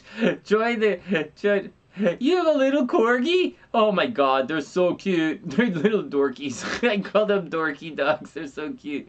But I like them that they're hairy. I like they're cuddly. I like cuddly dogs. All right, next. Yeah, watch out. All right, next. Let's move. This is another person. Okay, so let's back it up a bit and let's just be calm for a second, because there's some tricky stuff going on. This is kind of happening reverse of the other chart. Not reverse, but let's just move on. So this right now, she's free of this problem right here. This 23 degrees was a problem for a while, right? And that Pluto would have caused a problem last year. At 23 degrees, that Pluto was absolutely squaring the ascendant. That would have caused a lot of problems with how she appears and how she looks. Now, there's nothing in here. You see, guys, the energy is coming down and it wants to square this 1st house stuff now, right? The energy that Pluto wants to cause problems with her appearance, but it's not. It's passing right through like this, right? Because she doesn't have any drama here. Right? But she does with the transits, right? So let's get back to it. So right now, right, or like a week ago, like this, she just came out of a situation where the North Node was conjunct Uranus in the 1st house, and Mars was just here. And so that would have caused, she would have had to, for the last month, watch out for headaches, facial blemishes, hitting her head, dropping her cell phone on the head, maybe being very argumentative. But at the same time, it gave her a lot of energy to put herself first, right? She could have been, even though Mars doesn't really like it in Taurus, she could have put a lot of energy into her looks, a lot of energy into her appearance, and a lot of energy putting herself first, putting herself out there and just doing her thing. Whatever, that's all right. So just pushing ahead, doing her thing. She might have done something sudden and unusual, and she might have been fairly popular for a bit. Maybe JM changed her name, or maybe she changed her name, maybe she changed her hair color, maybe she got into changed her name or hair color, right? Or changed her appearance in some way, in a very unexpectedly. Now what she has to watch out for with Mars in the second house is money leaving the chart. You have to be careful not to spend too much money right now because Mars is cruising through the second house and there's not really anything coming up behind it to help you out. All the faster moving planets are all the way over here and moving around. So Mars is coming in, and for the next little while it's going to mess up your finances, and Mars is going to cruise through here. Holy crap! JM, you have to your biggest theme for the rest of the year is money. Mars is going to be back and forth retro for the rest of the year. I think it's for the next 6 months in this particular part of your chart in your second house. So you have to watch out. So JM, maybe you're going to get a new job right now because say so Pluto's at the top of the chart and it's in retrograde and it's crossing Neptune here. Maybe you're going to get a new job right now, or maybe you recently got a new job, right? Or you're spending a lot of hours at the office, or it's damned if you do, damned if you don't, or what the holy smokes is going on at the office. It is a bit of a problem. Actually, your work right here is causing problems with your Chiron, your public life. That's a square right there. That's causing problems. So just be cool with all of it, right? Whatever's going on publicly, whatever's going on at the office, just be cool with it and just put the effort in, put the effort in, put the effort in. Unfortunately, you might be argumentative and fighting with a lot of people. Your day-to-day life and your energy, your health and vitality does not like what's happening in your career right now. So it might be problematic. You might be in line for a new job, maybe a promotion, but I don't think you're getting a promotion until the middle of October to November at the earliest, right? October to November at the earliest for a promotion. All right, but if you're looking for money, I think it's coming. Mars is going through here, restructuring your finances, paying a lot of bills, catching up. It's money time. Now you'll see this makes a real square, a real WTF square. This is an honest-to-God square. Mars is honest-to-God squaring your Venus right now. So, but it's going to pass it, right? And so it's, you know, there might be money problems. I don't think there's any money problems. I think money is, although I draw the arrow like that, money is also coming into the chart as well. It's money in, money out. So it's not as negative as I'm saying it is. I just kind of doom and gloom when it comes to money. Let's move on and see what else is going on. So watch your money for the rest of the year. Lots of money in, lots of money out. And then over here, you're going through a little bit of a, well, you're in the cycle. You're in your yearly romance cycle. So if I were you, I would work my ass off financially, and you should be in line for a lot of dating right now. It's a good time for you to take chances. Like this, like fifth house, right? Good time for you to take chances, maybe gamble a little, maybe a little bit of romance. There's a strong possibility in about like 2 to 3, maybe 4, not as far as 4, but you're going to go through your Venus return right here. And when you go through your Venus return, you should be attracting love again, you know? So love is definitely returning to your game. Like you're in a love cycle, but it's not going to really supercharge for a couple of weeks, but it's definitely going to supercharge. Hey, Gabrielle, what's up? Right on. The Scorpio sun, though. Oh, you're talking to HellBeast. So that's the deal, GM. Don't worry about it. The love is coming back, right? Like love is returning. There should be a lot of love there. It's all going to work out. It's all going to work out. I wouldn't stress it out. Actually, with the South Node up here in Scorpio going through your relationship sectors, this probably going to cause problems in relationships. Problems in relationships, but good things in dating. So just keep the relationships light, harmonious. There's a change coming. Maybe you're being pressured. Maybe you're being pressured. Maybe someone wants a change in relationship status right now. For better or worse, they might want to change in relationship status. But that's the deal. So That's the deal. Changing committed relationship status. Take it easy. The big focus right now on your chart, though, is money. That's what it is. This Saturn retrograde, don't worry about that because it's gonna bump up you against your Jupiter, and that's pretty good right there. Jupiter is gonna stop this Saturn from causing too much problems, and Neptune is gonna chill out that Pluto a little bit. So even though there are these big ass painful squares, I wouldn't overly worry about it, but there is a restructuring. Like, I wouldn't worry about it because we have some softer, strong, softer energy that's going to temper that. But what I would worry about is the South Node going through your relationship sector, because that's going to cause a lot of damage in relationships. It's going to be good, and then it's going to get bad, and that's the problem. But that's the deal. Biggest thing, you are going through your love cycle right now. Just watch out, because money, it's money in, money out.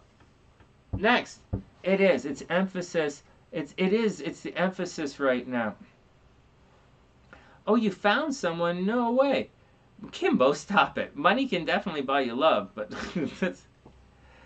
oh, no way, JM. Well, this is, yeah, your relationship structure is going through a flux right now. Your 7th house has this, the South Node going through. That's going to dissolve your relationship status, and it's gonna dissolve and change your relationship identity.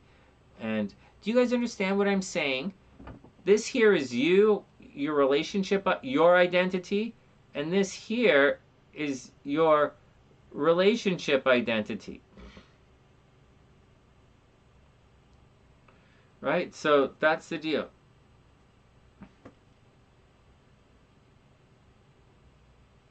He's going through his Mars return in your 2nd house, so it's expensive, right? So yeah, so you're both. Oh, his Mars is in your 2nd house. All right, you just have to watch out that money doesn't become too important, right? Is Wing One in the house? Hey, Wing One, just watch out that money doesn't become a problem in your charts. Mars is gonna be okay. Mars is gonna be okay. Mars in the 2nd house. Your Mars is over here. You have to watch out for health, but I don't think you really have to watch out for health right now. All right, that's the deal, JM. I think you're awesome possum, and I think you got it going on. All right, next. All right, next. All right, next. I feel pretty good. We're cruising through. Okay, everybody take a deep breath.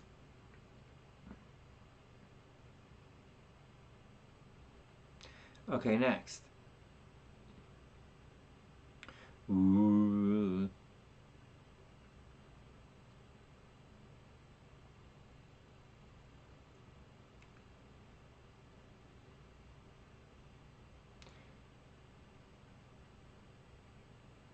Oh my God, that's the smartest thing I've heard anyone say. Definitely save now. Definitely save now. I'm not spending any money on anything. Seriously, nothing. Not one thing. Hey, before I continue on, you guys want to see what I got? Watch this.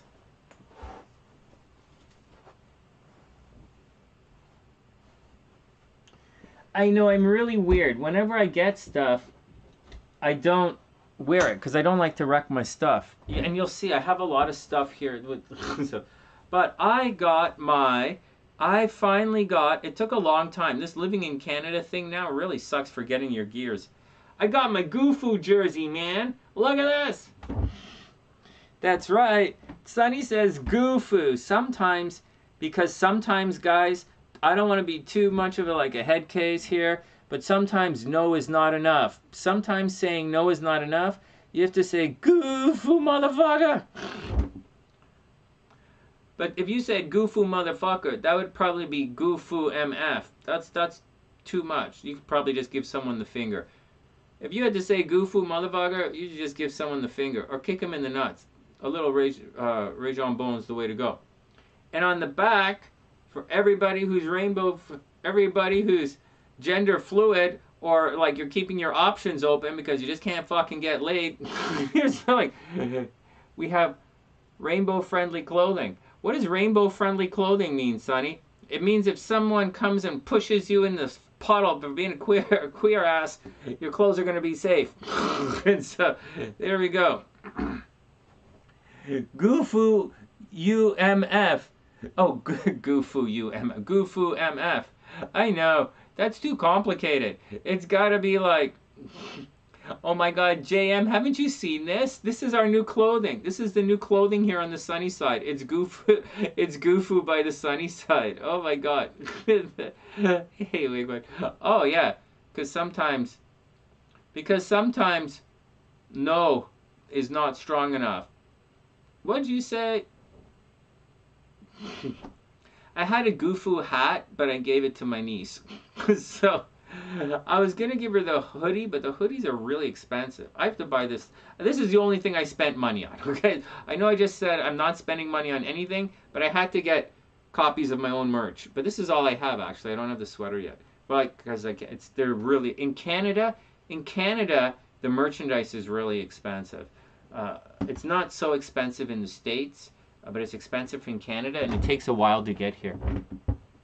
And I have a shirt from my dad. I didn't get one from my mom because she doesn't really wear Goofu. It's like, all right, next. Oh, man. Oh, no, JM, seriously. Sometimes, like I said, sometimes no is not enough. It's because I was explaining to my mother today. I almost never, ever say no to anyone or for any reason of any kind. I never say no. Never. I always say yes. If the answer is no, it's not usually no. It's usually no, fuck you. It's usually, when I say no, it's usually accompanied by a fuck you. And so I just figured a little bit of Goofu is good. You know, get a little bit of Goofu in your day. I think it's healthy. I think it's... Anyways, it's in the, if you guys are interested, oh, it's in the description box. It's what the thing is. It's what the thing is. It's what the pinned message is. Anyways, enough of that. Let's get on. Let's get on with our card readings.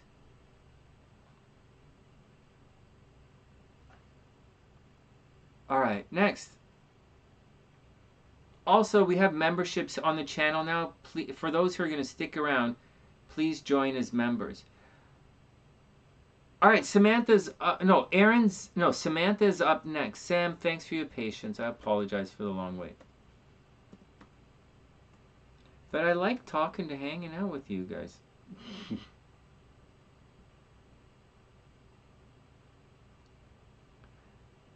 I like the Goofu clothing. I just, I like it. I really like it. I think it's cool. I'm going to wear it to the coffee. I'm going to start wearing my stuff around, but... And this shirt here, just to let you guys know, this shirt, this Goofu shirt is, let me see if my Sunny Side shirt's here. Oh no, I'll fix that in a sec. That's Chicago. That's, I don't know what the fuck that is. That's something I picked up at some fish place. Hold on, my Sunny Side clothing is right here. Buried in. You guys know I live out of a suitcase, right? I've been living out of a suitcase for like 6-7 years now. So, just to show you guys, to quickly show you guys, like this is not merch time, but like, so the Goofu shirt, right? This Goofu shirt here, the long, because this is how I dress, right? This is the type of clothing I wear. And this is the Dispositor tee. This is a really cool shirt. But the Goofu stuff, the material's a little thicker. It's a different type of fit. You know how I used to complain how this fit differently? This is the premium tee, but the premium fit's a little fitted and the material's a little thin.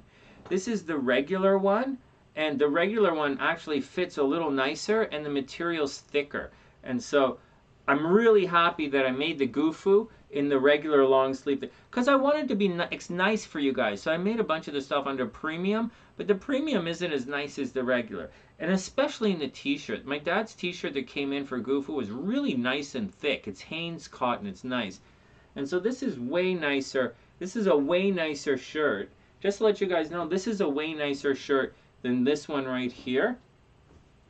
And this on the back, the SunnySide logo, just looks amazing on this. All right, next, let's get down to work. So,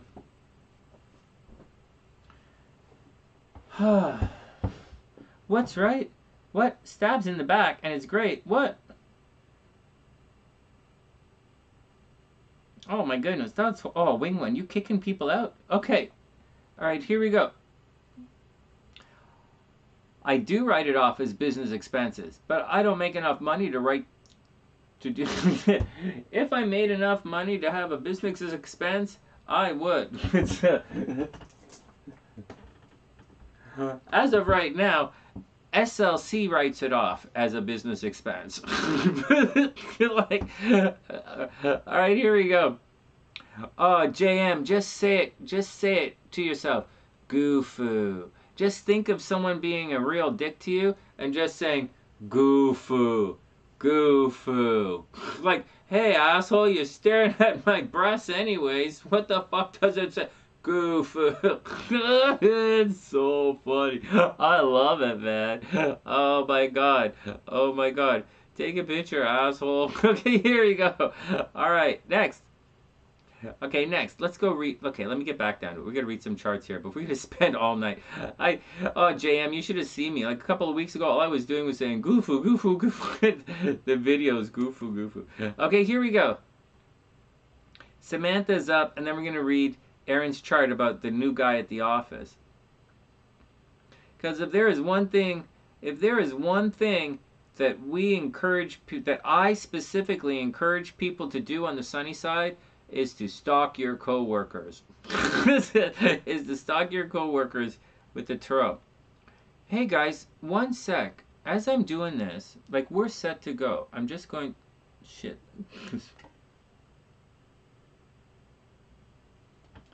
Hold on a second. Oh shit. Hold on a sec. Hey guys, I need a little help in 1 second. I have to type Samantha's, I know it's not that complicated, but I just have to type Samantha's name in. We're actually set to go for our guessing the cards. But we're going to do Samantha's and then Erin's and then we'll do the cards. Hey guys, can you, I have a question. I was thinking we should do, so okay, I didn't come on today, I was busy, okay? I get, you know, my parents are sick, so I get busy. And even if my parents weren't sick, I always get busy. Like, always. I get busy. People ask me questions, I respond. 90% of the time I don't respond, but about 4% of the time I do, and I really do respond. But I don't, if I do, I really do. But I don't usually. But I have been. So, whatever. So, what I'm saying is, I think it would be fun if we used astrology to try and guess who in the dating reality shows, which couple or people are going to get together and which couple and people are going to break up. For us, we should be able to do that. We should say which couples are going to work, which are not going to work. Or which girl fits best with each of these guys. Like if it's a dating show like The Bachelor or The Bachelorette, we should be able to guess using astrology what her best match is. We should guess how it all works out. Now here's the problem. I don't know any reality shows. I don't do the thing. Like, I just don't know. The only time in my life I watch TV is with my dad in this house, in that room, upstairs. It's the only time. The other only time would be at the gym. And that's different. Watching YouTube, maybe I'll do the stepping machine and watch like a Star Trek thing, but it's not usually. So that's it. So I don't really know what's on. I don't really know what's going on, but like, I think it would be fun to watch one of those, not watch, but to look at the show and figure out who's going to do the romantic thing. All right, whatever.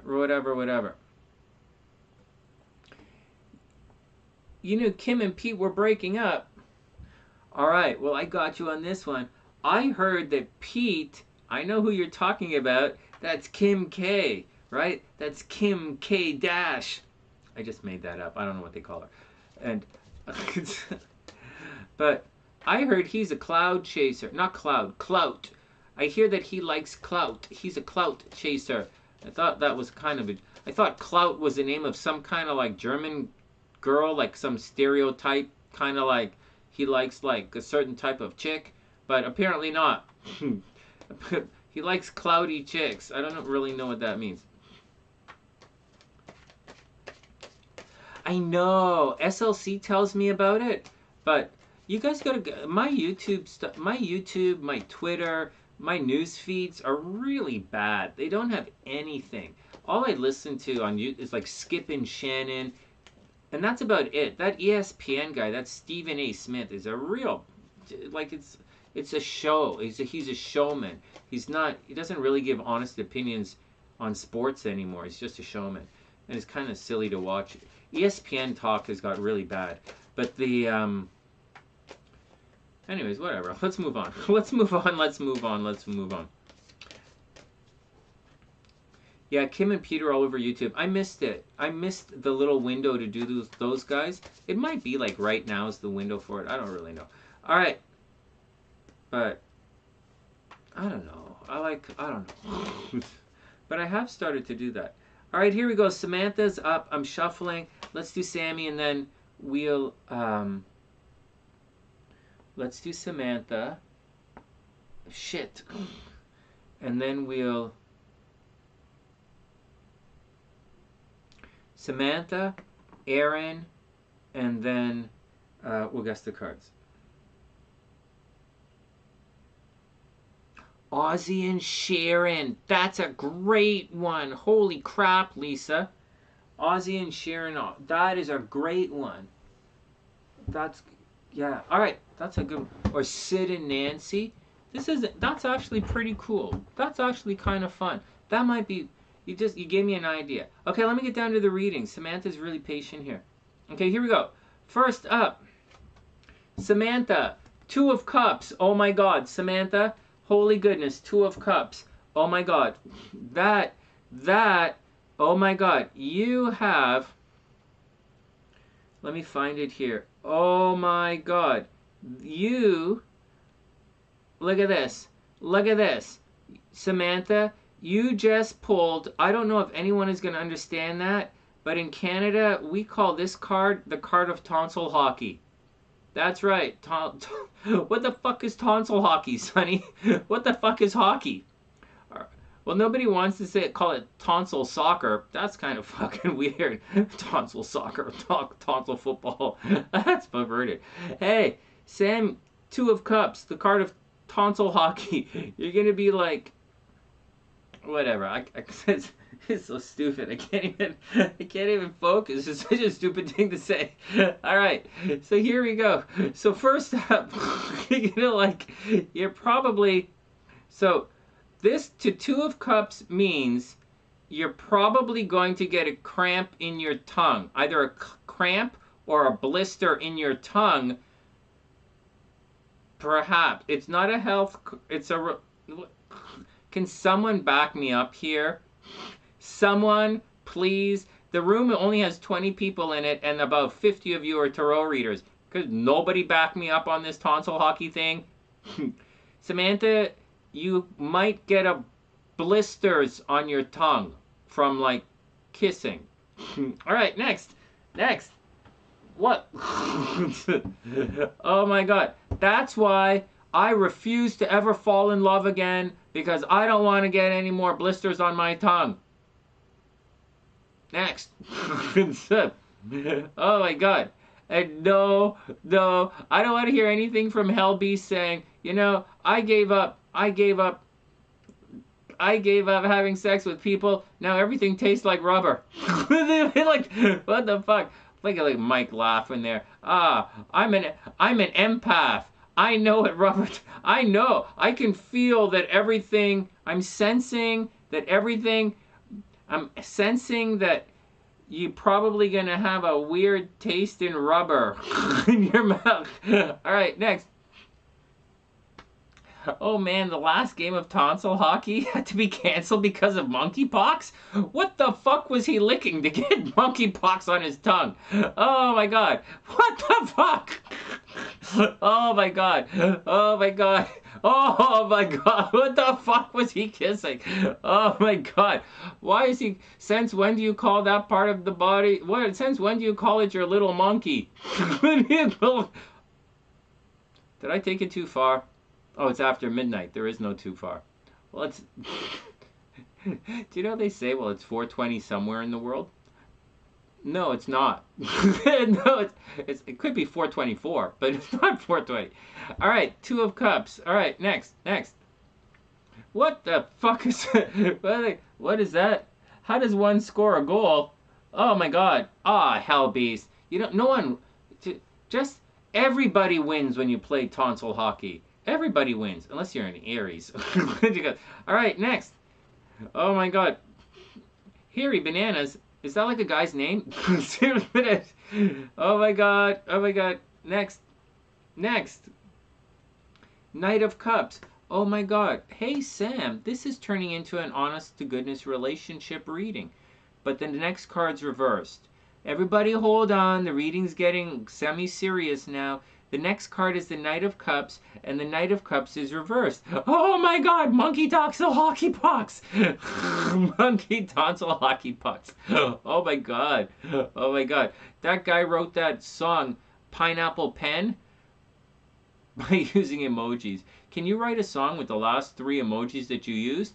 I have a pineapple, I have a pen. Pineapple, pen, smiley face. Pineapple pen smiley face. Like, what the fuck? Alright, next.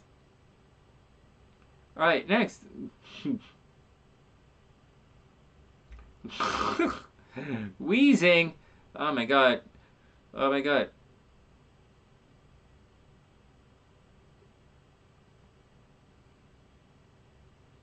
It's not true, you know. If you do a lot of exercise to get your butt next.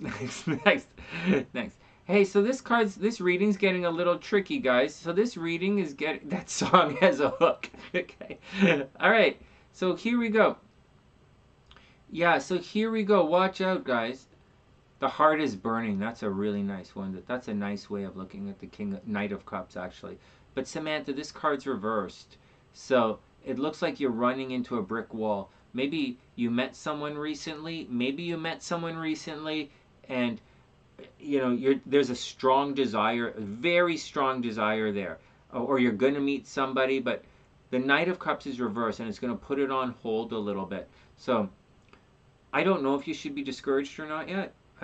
This is quite encouraging, but there's a delay. So like I'm going to say there's a delay. I'm not going to say you have to go inwards and love yourself. I'm not going to say you got to look around. I'm not saying you have the wrong guy. I'm going to say something is holding things off a little bit. Something is making this a little bit sketchy. Like maybe he has a girlfriend that hasn't, you know, something is holding it off. All right, next. The 8 of Coins reversed. So the 8 of Coins... Oh my god, okay. All right, next.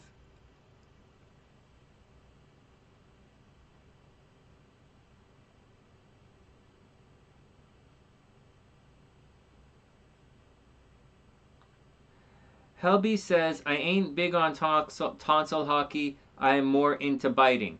Okay, well, as a guy, I will gladly side with the guys in the room and say, there is no right and wrong way. Although I'm pretty sure 100% of the women will say, fuck that, Sonny. There is 100% wrong. Sweet dreams, Gabrielle. I hope you have a super amazing night. We're just screwing around here. All right, next. 8 of Coins reversed. 8 of Coins reversed. So there's work not happening here. Samantha, maybe you met some guy at the office, right? Maybe there's some love going on at the office and infatuation going on at the office. I don't think there's a new job or anything going on, but something is keeping you, like there's love. Love is keeping you back, and you might not be getting all of the work done. Eight of Coins is not really a card of work. It's a card of like study, working on your craft. Like study. It's study, work on your craft. You know, Seven of Coins, waiting. So you go to the Eight of Coins, do your own thing a little bit. It's kind of like, well, let's just leave it like that. So it's not getting done. So maybe there was a guy who was going to help you do something, help you work on something, but it's a little tricky. Oh my God, you did meet a guy. Oh, come on. Why you got to say that? Like, why do you guys always say that in the middle? We're like, we're... I'm just joking. What's up? You're not speaking right now. You thought it was a third-party situation. Oh, no. Or something like that. Curious if I should let go of the connection. Oh, we'll see. We'll see right now. Right now, we'll see. That's how I used to study French. We'll see. Right now, we'll see. Maintenant. Okay, next.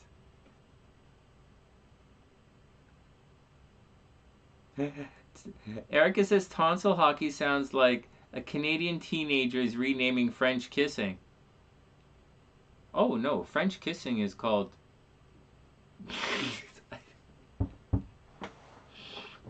Why would you want to kiss like the... Next. Why would you want to kiss like the French? They always wearing snowsuits. You want to kiss like...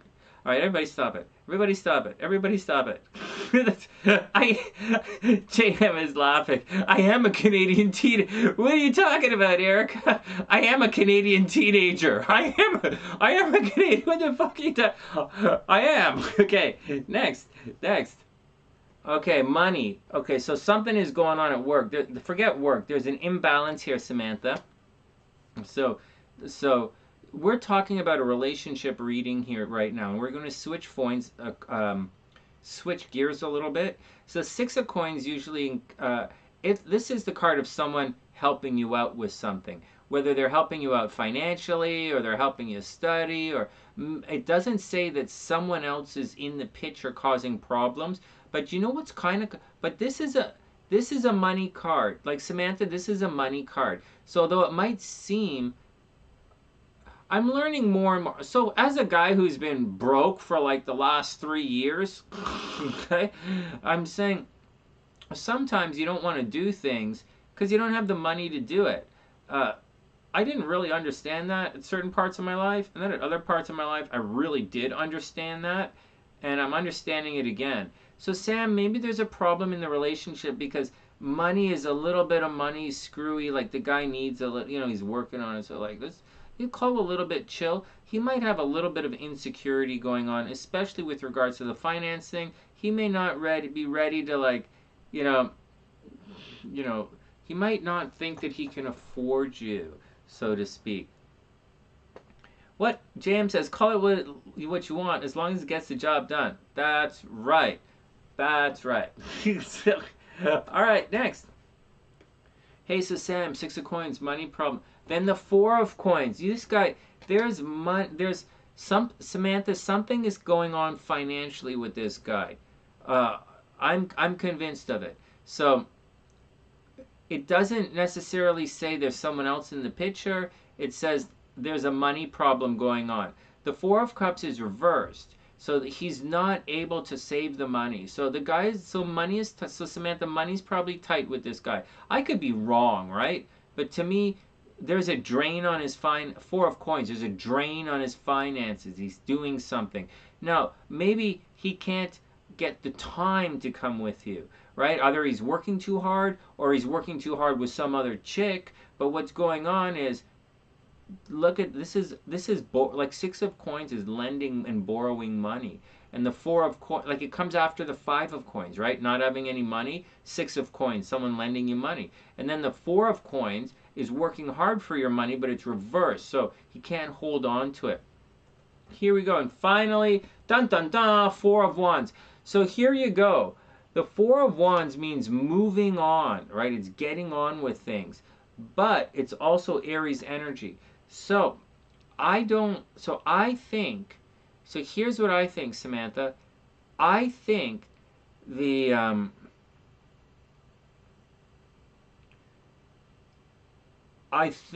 before you move on, I think you should have the talk with him because I think these two cards back here, I think this looks like some guy has a money problem. And and so I think if you deal with it, it's going to be okay. And the Four of Wands, is very, very clearly you can move on with things together, like getting on with your project. It's not reversed. If this card was reversed, I'd say you guys are probably fucked. But it's straight up. So I think you should really go. I talk to the guy, get it sorted out. You know, you're going to have to work through the embarrassment thing and then get it done. Hey, Lise, what do you think? I added the ghosts earlier. They're so cute. And so, oh my God, they're so cute. They're so cute. They're real, like, they're, thanks, Lisa. Oh my God, it's cute. So, what did he say, Samantha? He said that before. He's having issues with money. Oh, he's broke as well. Oh, no way. Oh my God. Hey, you know what? I was going to actually stop reading the tarot cards. I really was. I was just going to focus on astrology. Even though I spent all the time making it look like this, I was just going to focus. Because I like studying astrology. I like studying the math. And there's something there are a couple of very specific things I'm looking for in astrology, and I haven't found them yet. And I'm looking for something. I'm searching for it. And so that's my journey. But that's the deal. All right, next. All right, next. It's super cute, right? The ghosts are cute because we couldn't talk about ghosting in one of the videos. Oh, Samantha, I hope everything is super cool. I hope everything works out. Hey, I'm just going to remind you guys, if you want to support the SunnySide, memberships are pretty cool. And the members get the new emojis. And there are no members only videos, okay? Because I can't really do that. And it's not fair because I only have 16 members. We're really trying. I have to get to like 20 members to unlock more emojis and to upload more emojis. So I think I need 4 or 9. 9. It might be 25 members. But we need to get up in memberships, guys. I need like 4 or 9, I'm not sure, so I can upload more emojis. Because I took some down to upload a couple of these other ones. So if you're not a member yet, tell everyone to join as a membership. It's really, really cheap for the emojis.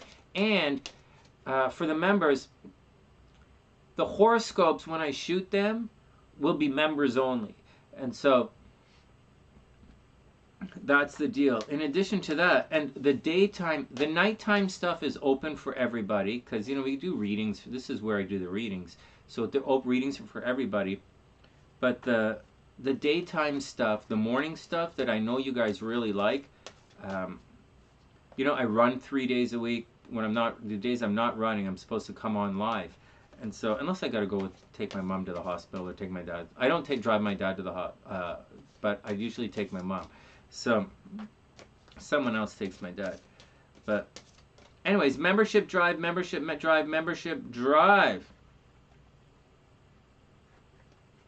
Yeah, Wing One, there's time. We're going to do, yeah, of course there's time.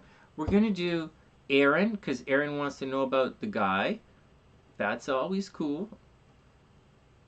I tell you something really cute. I really do like looking at... Oh, what the hell did I just do? What the hell?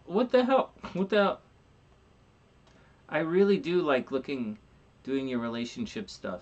I don't really like entering in the data. Entering in charts into the software is a real drag for me. It's so stupid. It's such a silly thing to complain about, but I really do. Entering the data into the charts bugs the fuck out of me. It's why I took up, you know, I have this very special software that Black Sheep got for me, and it has a completely different type of chart to send out to people, and I usually give it to Sunnysiders who have expensive readings with me. Also, my regular printouts, my regular stuff, the SunnySide stuff that comes from Kepler. See, both of this stuff you don't usually get. Most people use Solar Fire or Solar Gold, which I use. But for my astro reports, it's either Kepler or it's this Astro Blue. And they're both really difficult to get. And so, but seriously, man, it's so much easier for me to just like look at your chart and read the chart, just read it for you, than it does to type it in. Go to it's really, it's such a drag for me to do that. But like, whatever. I'm just saying, it's the most fucked up thing. It really is a fucked up thing. Okay, Erin, let's get down to the new guy at the office. Erin, new guy at the office, and then we're gonna guess the cards. Oh my god. What? It's something like asking a little bird advice on kissing, and it ended with them giving her a peck. What? What? Oh no, HellBeast, you gotta shoot for the back of the net, man. Oh my god. Oh my god. You can't like... Oh no. HellBeast, that's just not right. No, no, no. You always, always, always aim for the back of the net. You can't get anybody pregnant by spilling a little bit on the underwear. That don't work like that. That's not even make sense to me. That's not even there's a bit of practicality involved in love making too. Like, maybe I'm the wrong person to give advice for this. It took me literally about 10 or 11 years to figure out that my son was actually my son. And then I never saw him again. So, like, it's not true. I saw him a little bit. All right, next. Erin's up. Erin, let's go stalk this guy for you.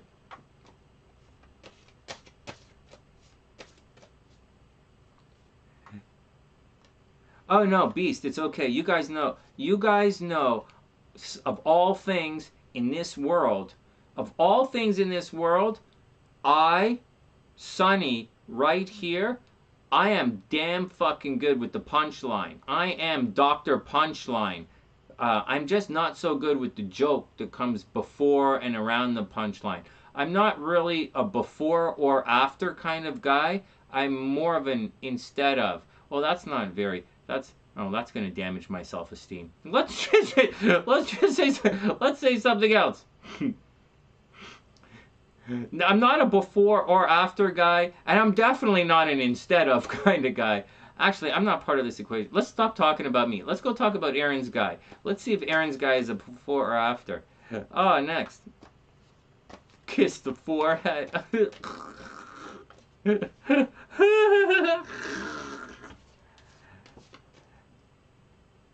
Just remember, anything that has the word for in it can be used as foreplay. Forehead, you know? That's foreplay. Fortune cookie. That could be foreplay. Forget it. Could be foreplay. Oh my god. Oh my god. Oh my god. You had me at fuck off. That's the best, man. I love that. You had me at fuck off. Okay, Erin's up. Everybody calm down. We gotta do some real tarot reading here. Oh my god. What was that? He kissed her like a woodpecker. Now she can't smile. What? Oh my god. Karma Sutra. You guys should be able to... Karma Sutra... Oh my god, Lisa, have you seen the new Karma Sutra? The new Karma Sutra, it's different. The people, they're not pink and blue. The colors in the Karma Sutra aren't pink and blue anymore. They're now orange and purple. I like it. It's a little bit more confusing.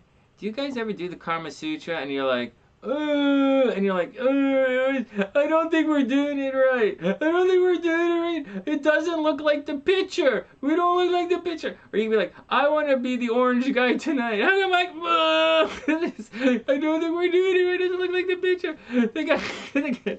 Oh my god, everybody calm down. Everybody calm down. Oh no, SLC hasn't approved this. Oh, I'm definitely gonna hear. I'm definitely gonna hear this tomorrow. She's definitely gonna get upset with me. SLC knows I'm joking around. All right, Erin is up. All right.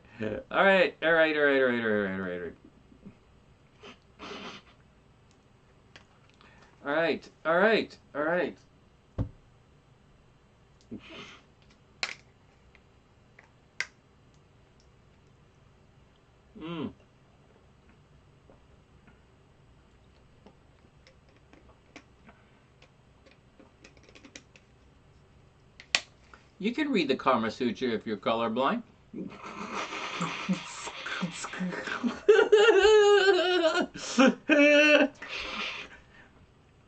You can read the Kama Sutra in Braille if you want. Can you imagine? To the doghouse.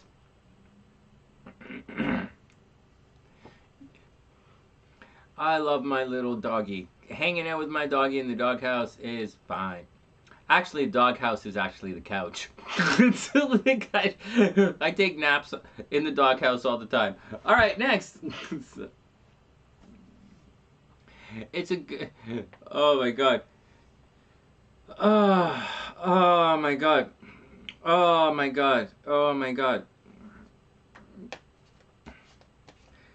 If Andante was here, she'd be walking right now. She'd be right here, but on my feet. All right, here we go. Here we go. Here we go. All right, next. The strawberry lemon flavor in Gatorade. Not sure. No, I haven't. We get it at Costco. So we drink our. So here's the thing, and it's kind of important, right? Because my parents are sick, and I'm no spring chicken. But Gatorade's zero. So let me just stop this for 1 second, because this is kind of important here. So Papa Sunshine's sick, right? He's vomiting and has diarrhea, and so and it's constant, and so when you have a lot of vomiting and diarrhea, you have to keep I think you have to keep like the electrolytes or Gatorade in there, while at the same time not making it worse. And so we were thinking of things like, and so I drink Gatorade Zero because I don't drink sugar. I do sometimes, right? And so, like, obviously I drink sugar sometimes, but so it's like saying I don't drink alcohol. I do sometimes, and so, but like rarely. And then, so we were gonna get a case of regular Gatorade, because regular Gatorade has the calories. And so the thing is, Papa Sunshine has to also take in calories, right? Because he's throwing up and he's the diarrhea. So it's not just that his body, it needs calories as well. And so, like, he's still stronger than me, but he needs his calories. But like the regular Gatorade, which has calories, has a lot of sugar in it. And so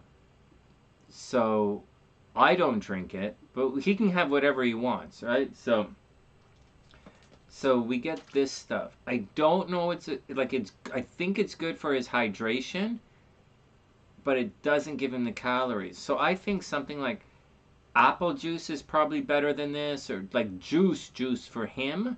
For Papa Sunshine, juice is better for him, but it also, we got to watch out for it. So that's what we're doing over here, and I don't really know the answer. I'm also trying to find stuff for him that digests very quickly in his stomach instead of digesting in the colon. So more of fast absorption foods like pastries. I know you guys are like, Sonny, pastries, what the fuck are you thinking? All right, but it's absorbing, he needs calories right now. And so pastries are calories. I know, a lot of sugar in that. I get it. I just said no sugar because of the Gatorade, right? And the pastries have high sugar, but it has to be fast digest in the stomach. And then somehow we have to find something, a protein source that's a faster digesting protein source that doesn't move on. It's a tricky thing. Bananas. It's only 11 grams of sugar? No way. Oh, wait, I didn't see what Lisa said. Liquid IV. The liquid IV has 45 calories. We're not there yet. We're not in palliative care or anything. Is that what you call it? We're not there yet. It's not IV time for him. But yeah, he's drinking Ensure right now. Ensure is pretty good. Ensure is pretty good. Yeah, we're doing Ensure. Yeah, he's definitely doing Ensure. I might start doing Ensure too. So he's doing the Ensure. All right, okay, so that's what's going on with all of this kind of stuff. And so, just a heads up, I don't exactly know the thing, and exactly moving on. What did Lisa say? It's a drink. Oh, 11 grams. Yeah, no, no, I got it. I got it, Lise. Yeah, liquid. Oh, liquid IV is not an IV. It's liquid 4, right? Or it's a drink. It's a drink. Liquid IV. Is it like a Canadian thing? I mean, we're also in Canada right now. I'm not. I'll look. I'll look. I'll look. I'll look for it. Liquid 4. Liquid IV. I will look. I will look at it. Ensure is pretty good. Boost is pretty good. Boost has a lot of protein in it. Um, the also he's got a. Oh, it's a powder. Oh, no way. Ain't no way, JM. Oh, wait a sec. Lisa, JM. It's a powder? Oh, I'll look into that. I don't know about those. I'm all about food that comes in powder form. I can cook almost anything that comes in a powder. Holy fuck, yeah. Honest to God, I can't turn groceries into food, but I can sure as fuck turn powder into lunch. So, like, I can do that fucking blindfolded. I can turn powder into food blindfolded. It's like, oh my god, fuck yeah. Oh my god. Oh my god. Oh man. Hey, I can also turn a bottle of tequila into a good time. So I do have some magic skills. This is, you don't have to, but then again, like I said, you don't have to be psychic to turn a bottle of tequila into a good time. I didn't say I could turn it into friends though. All right, next. Oh wait, I didn't finish it. But everything has to also taste good. He likes this. He likes the strawberry thing, right? So, oh, you like organ? That's your. My mom. That's the stuff. I think SLC uses that orgain stuff. I think I know what you're talking about. She uses that, and my mom uses a similar one.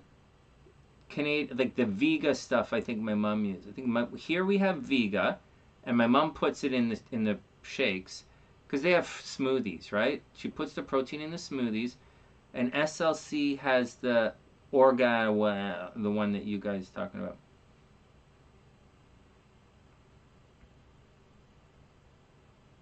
I'll check it out. I'll see what we can get. That's really cool. Oh, you guys know your shit.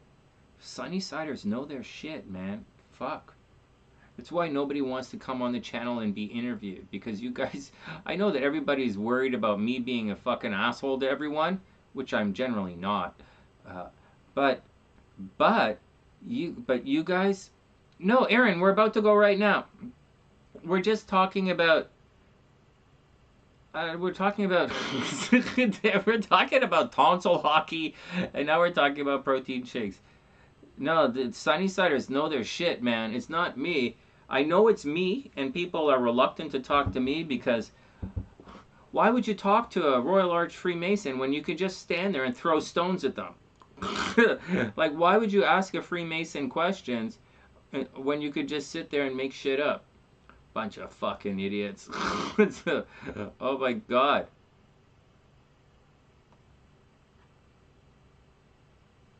Oh my god. Hey, HellBeast, you have to watch out. I'm going to tell you guys something. When I was younger, you have to watch. You know how they say you have to have the right intent? For all of you guys, all of you practicing witches in the background, and I know some of you guys are practicing witches in the background, like, you have to be very careful with your language. And I don't want to harp on it. This is not a language lecture or anything. Not at all, okay?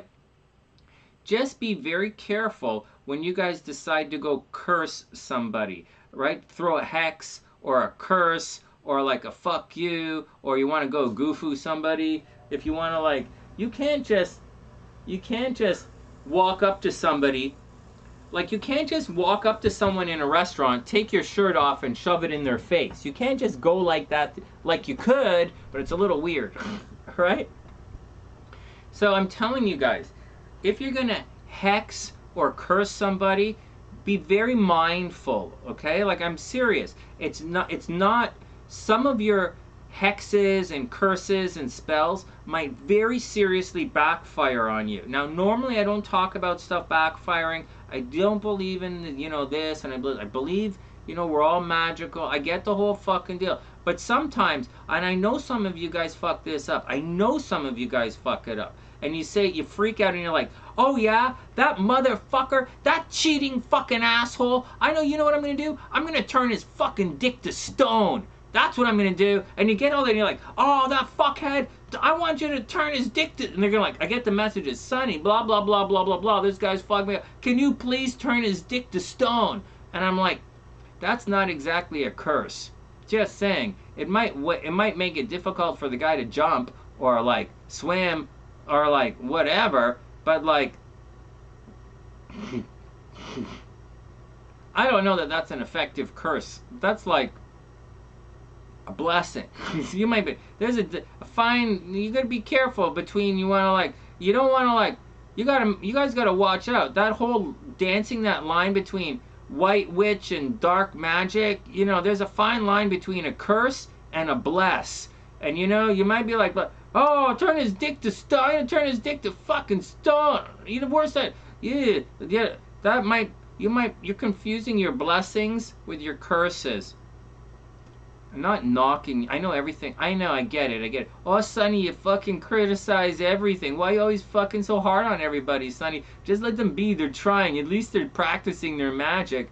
Alright, I know, I don't mean to come on so hard to you guys all the time, I really don't. I'm a hard ass, I get it. I had a lot in my mind about, you know, working hard, but just be careful between when you get... Alright, whatever the fuck, Erin's up. Erin, are you still there? We gotta go figure out how to, So Erin, do you want to know? Let's go see what's going on with the guy. So Erin has a new guy at work. Erin has a new guy at work. Here we go.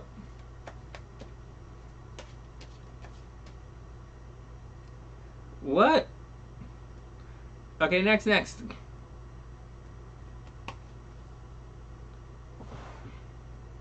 What are you doing? This is...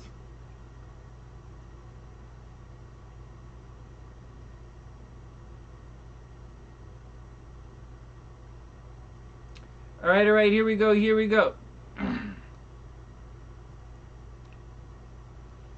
Alright, here we go. Erin, so Erin, don't tell us if you have a little crush on the guy? Or you just wanna, let's see what the cards say. Erin, let's see what the cards say. Maybe, let's see. First up, well, this is a little weird. 10 of Cups reversed. So I guess if it was right side up, this is a little weird kind of a card to get, describing like this guy where you work. So when you get the 10 of Cups, you're looking at like, you know, you're looking at like a happily ever after. But I have a feeling with it reversed, maybe the guy's not quite fitting in. Maybe he's not fitting in. It's a weird card to get at the very beginning. You know, how's the guy at the office doing? I don't know if we're asking if he's single or if he likes, and I'm not fishing for information either. I'm just saying this is a weird cup. Reversed, I think he's having trouble fitting in. Like just starting off, he might not feel like he's fitting in with all the other cups. And then, yeah, and then we have the Queen of Cups reversed. Here we go. These cards are coming up reversed. So, Erin, maybe, I don't know if he can do the job. I don't know if it doesn't work out properly. But something is clearly going, like, hey, I like to do the first two cards to get a little gist of what's going on. But I have a feeling, Erin, that this guy's not necessarily fitting in. I think he's maybe coming from a situation where he's a little bit upset. He's a little bit nervous. He's probably going to have to nurture himself. He might not have the support going, like he might not have the support. And you guys at work are probably, you know, being nice enough, or you're being like whatever. But like, I don't think you're being bad.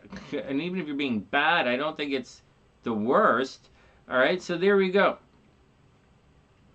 Oh no, I'm not. No, forget about the romantic. I was just kind of like, you know, I'm just talking. But here, So let's get back to the. So forget the boyfriend, not the forget the love interest stuff. It says I don't think he's fitting in very well. I don't think the new guy is fitting in at work is fitting in very well, and I think he's upset at something, and maybe outside of the office or somewhere he's not feeling supported right now in what he's doing, and that's the deal. And I don't mean office stuff. I mean inside of him, he's a little not feeling it. Then we have the moon card reversed. So I have a feeling right now. I'm going to read what you said in a second, but I have a feeling that right now with the moon card reversed, there's a lot of reverse stuff here. I think he's having trouble fitting in. With the moon card reversed, I think there's a confidence issue here. I think there's just a confidence issue. Maybe he's, I think there's just a confidence issue. The moon card means you have to have the courage to overcome. And he doesn't. It's reversed. So I'm saying there's a confidence issue. Now hold up. What did you guys say? Say,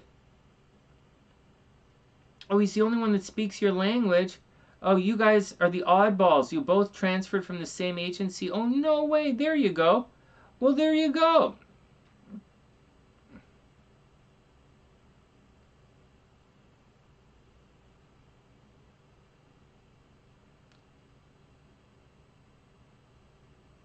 Oh, if you'll be a solid coworker. Well, there you go. There you go. Yeah, he's feeling a little bit. That's a nice out of his element, right? Good way of looking at it. Let's see what else is going on with this guy. Okay, so that's the first level. Okay, so that's what's going on. He's not really fitting in. It's not that he's not really feeling it. Queen of Cups, feeling it. Moon, feeling it, right? He's not really feeling it. Ten of Cups, he's not feeling it. Next.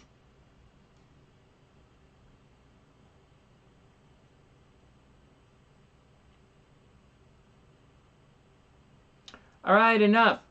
Stop arguing. Stop arguing with each other. Stop arguing with each other. Everybody calm down. All you guys calm down. I'm not arguing with anybody today, so you guys calm down too. So, all right, next.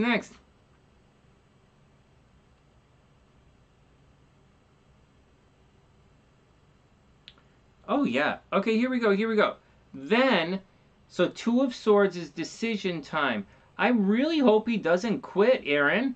You don't want anyone to quit because they don't fit in. You just want to let him get comfortable with his weirdness and his uniqueness. It's not, it's not always easy. Anyways, Two of Swords reversed. This is kind of a he might boogie out. Like this Two of Swords, he's really not fit. He's really not fitting in. Is he just moody? Is he just moody, or does he really not fit in? Like the Two of Swords says he's thinking about maybe it's like he's not happy necessarily with his decisions. Erin, he's not happy with his decisions. So let's hope he doesn't flip around, right? Next.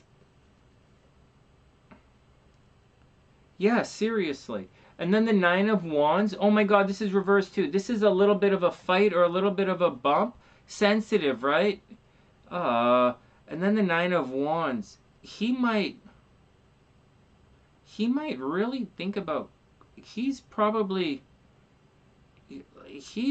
might be thinking of leaving. Like the Two of Swords is reversed. The Nine of Wands is reversed. If it was like this, I would say, well, he's going to have a little bit more to do to fit in. Maybe he has some paperwork to do or this or that to do. But it's reversed. So I think in addition to all of that, this Nine of Wands reverse, it kind of indicates he's a little bit not prepared a little bit. So he might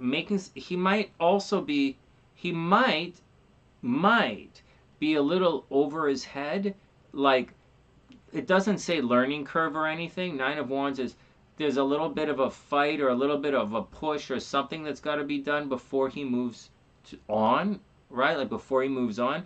And I think he's having trouble. Like maybe if you guys are training or something right now, he might have difficulty with the training on top of that. And with the Queen of Cups reversed, he feels he has to do this by himself.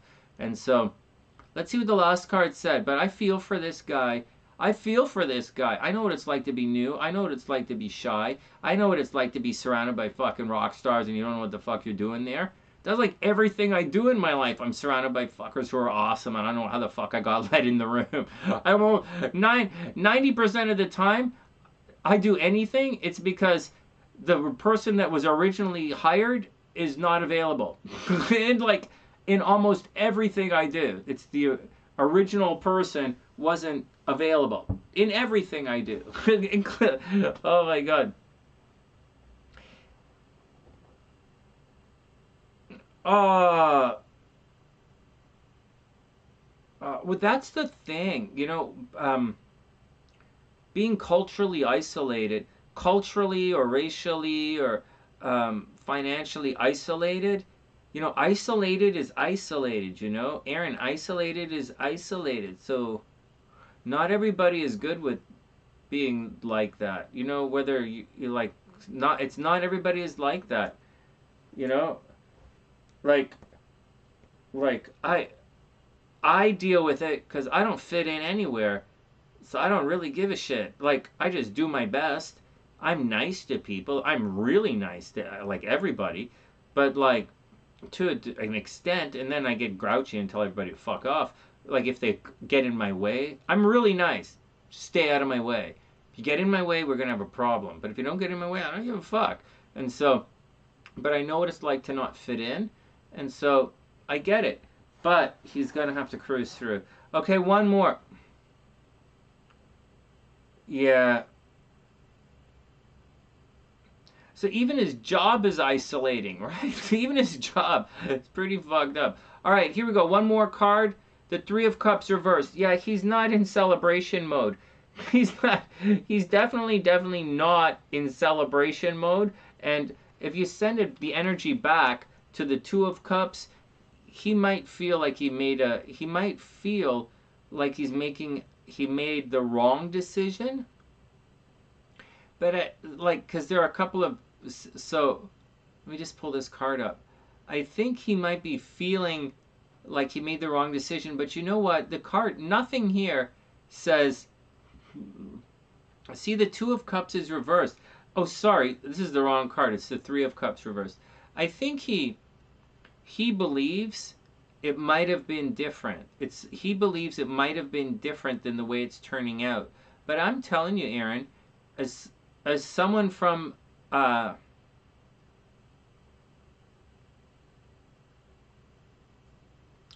a guy who roamed the earth when dinosaurs were aplenty, like, you know, like, this kind of thing that's happening this is a life thing he has to accomplish. And if he can't accomplish this, he's going to be in a lot of trouble. Hey, Beast, what's up? Hold on a second. Says she's part Latino, but I just don't think that's enough. Seems to bother him that he's a stand-up. Yeah, but he's gonna have to deal with it. It doesn't matter what he does or where he goes in life. It's something he's gonna have to deal with if he wants to push through successfully. It was drummed into me over and over again that you have to. Oh, Dr. P and HellBeast. No, let me write you guys down. What time is it? Oh, it's 1 o'clock. We got to guess the cards, guys. We got to guess the cards. Okay, let's take a moment and guess the tarot cards, and then we'll do HellBeast and Dr. P. Thanks, guys. I hope he's okay. I hope... I talk to him. Talk to him. Reassure him. Sometimes guys need to be reassured. Actually...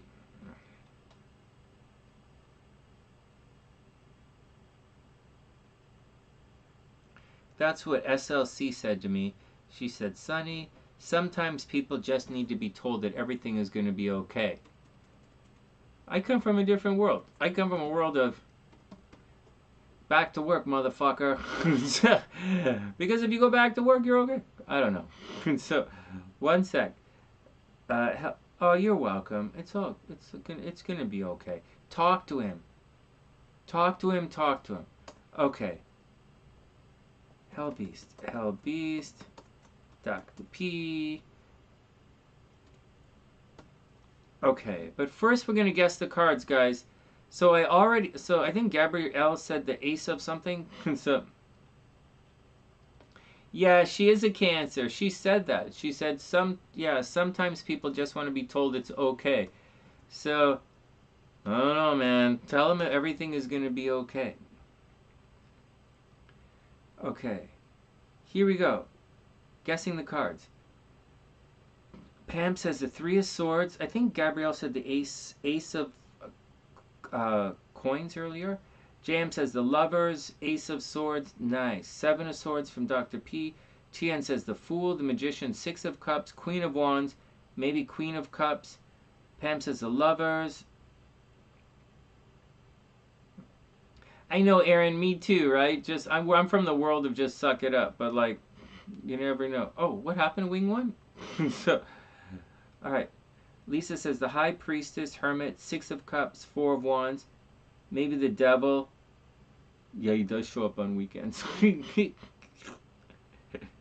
Actually, did you guys know Satan started at Watch on the Sunny Side? It's so cute. One of the Sunny Siders' name is Satan. Okay. And then actually, the devil actually shows up here on like Tuesdays. The devil shows up on the Sunny Side on like Tuesdays and Wednesdays. Oh my god. Oh my god. Everybody calm down. Oh, my nose is hurt.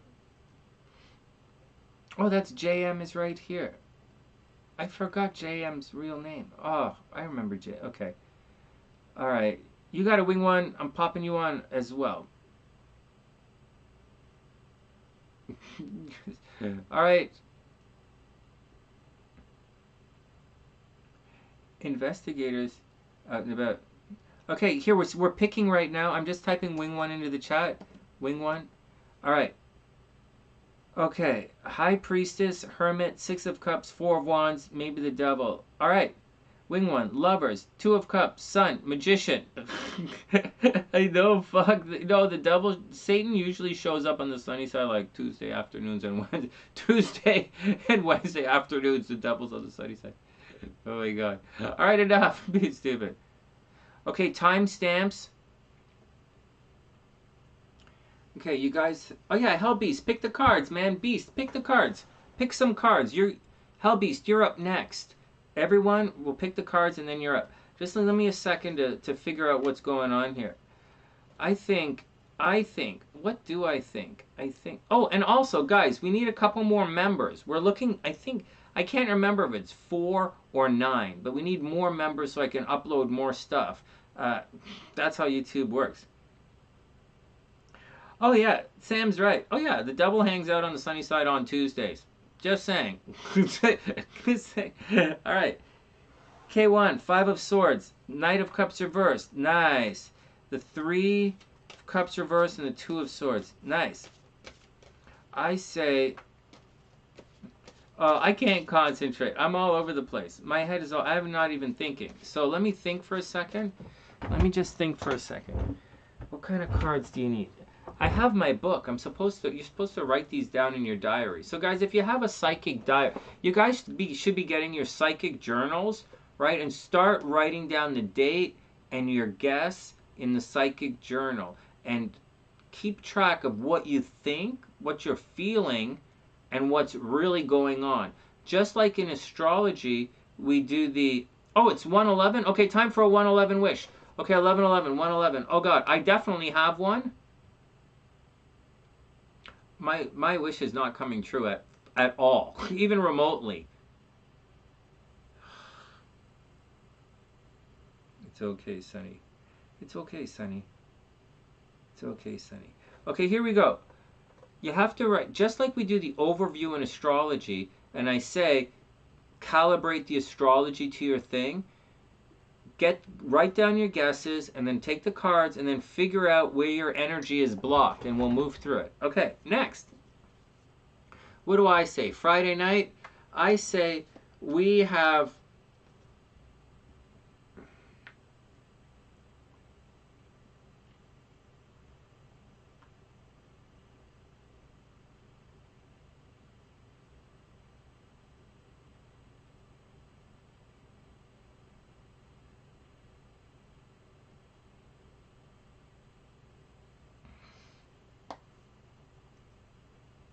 okay, I say the Five of Wands. Okay. We have the five of, I say the five of wands. There we go. I say the five of wands. I say the jack of cups. I say the knave, prince. What the hell are they in this deck? The knight of cups. Okay, knight of cups, five of wands. Five of wands, knight of cups. I do think the knight of cups. I do think infatuation is in play here. I do think love is in the air. I do think so. Knight of cups. I do think love is for this weekend. Knight of cups, five of wands, not swords. And I'm not looking at the card that popped up. And then I think, hey Patel, what's up? And then I think in the major arcana, let's say temperance.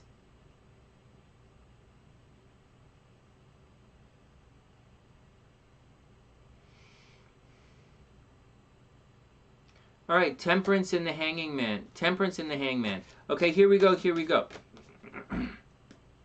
Temperance, hangman. Lisa says the ghost. The ghost. Lisa says the ghost. I say temperance, hangman, five of swords, and knight of cups.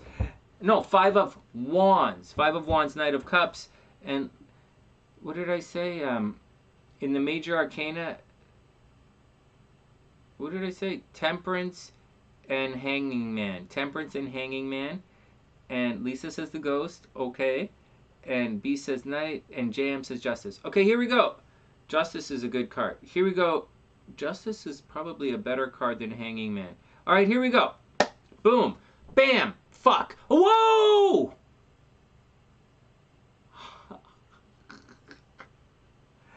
Oh my god. Okay, so the show started. Oh my god, JM just fucking got it. Oh my god. Oh my god. Oh my god. All right, Ace of Swords, JM, you absolutely win the game tonight. Actually, you know what happened? The Gabrielle said the Ace of Coins earlier, and I said anyways, Ace of Swords. Oh my god. All right, here we go. JM gets it. JM wins tonight. Oh my god. All right, JM. Let's put it on. So when you guys get it right, I go SS and then JM. Oh my god. All right, next.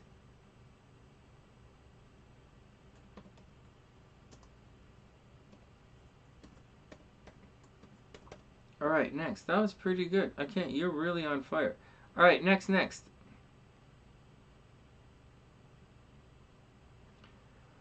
Oh, sorry, I didn't pull the cards up. Ace of Swords. Sorry, I'm moving a little slow. Sorry, guys. It gets, when I do this with one hand, it gets a little tricky.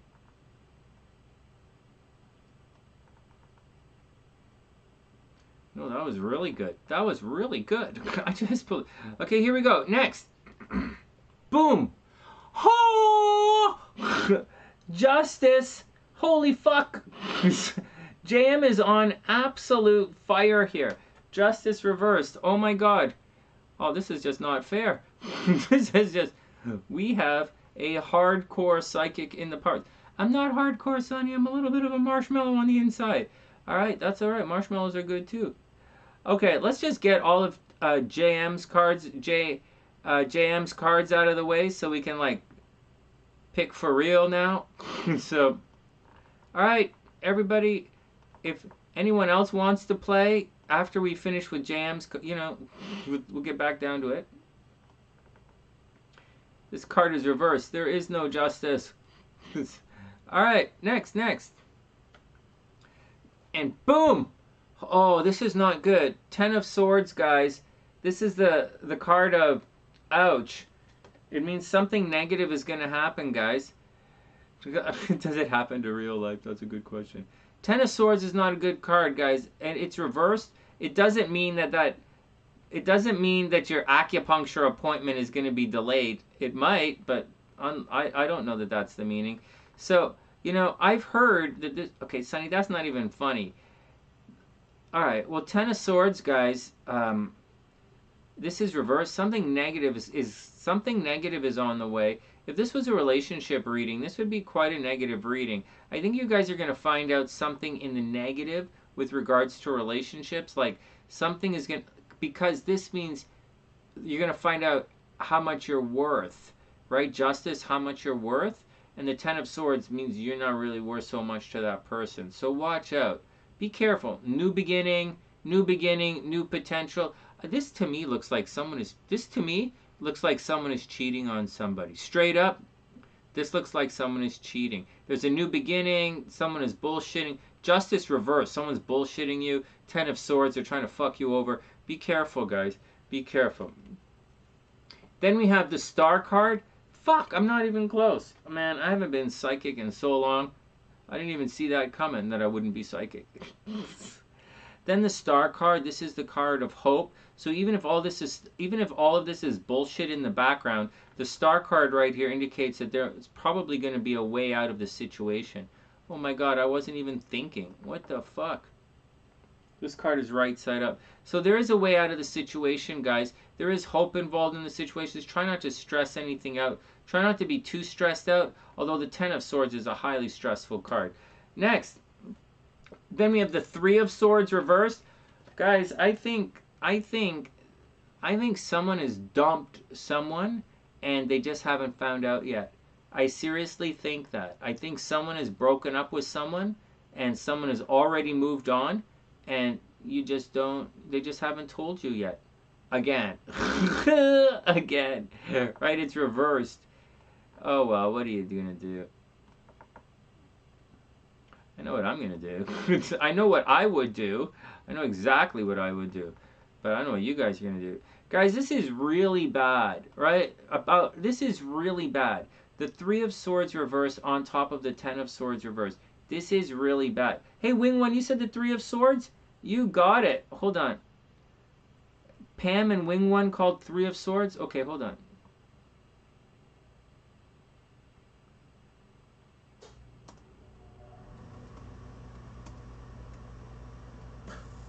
You got it, guys.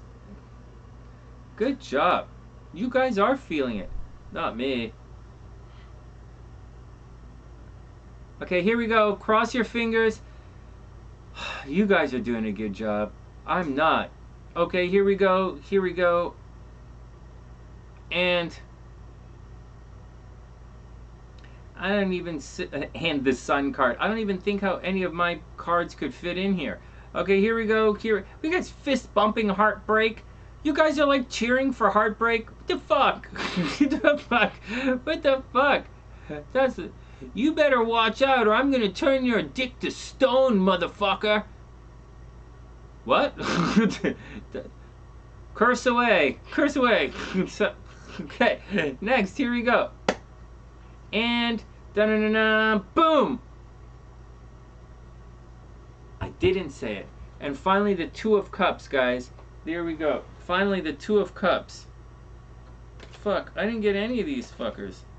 Not even close. Oh, I really suck these days. What happened to Psychic Sonny? I'm not even fucking close. Well, the Knight of Cups is on the bottom of the deck, but that doesn't fucking count. Alright, Two of Cups, guys. That's it.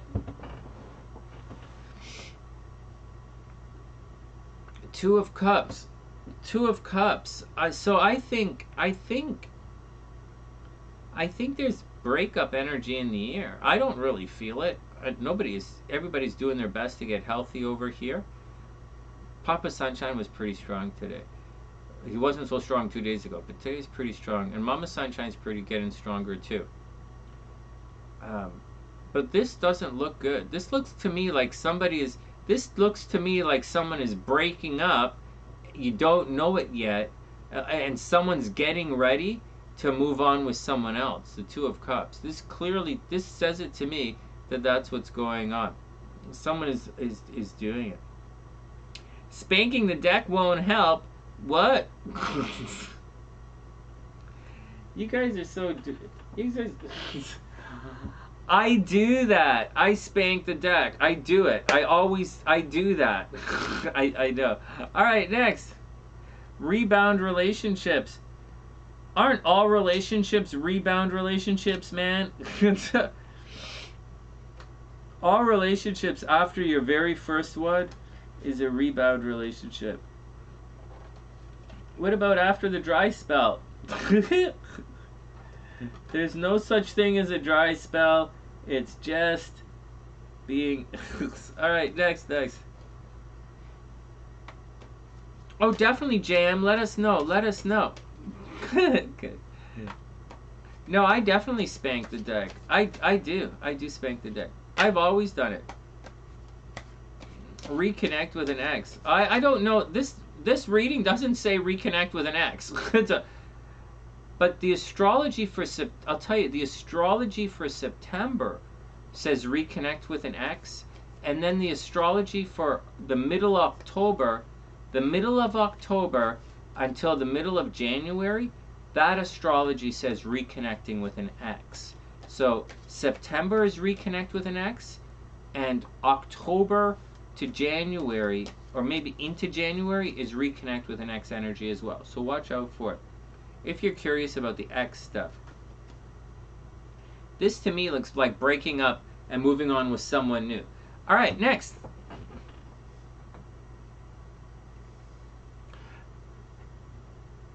I do. That's a funny one. Turn the deck on and off. I totally do. All right, next. I didn't get anything. I'm not very psychic these days. HellBeast is up. But once I go into that trance mode, once I go into that trance, and once I put you guys in the trance thing, you guys are going to shit your pants. I'm not going to make you shit your pants.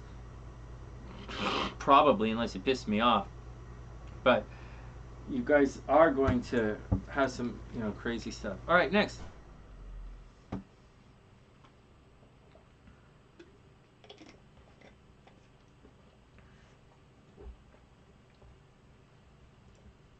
Are you guys still talking about tonsil hockey?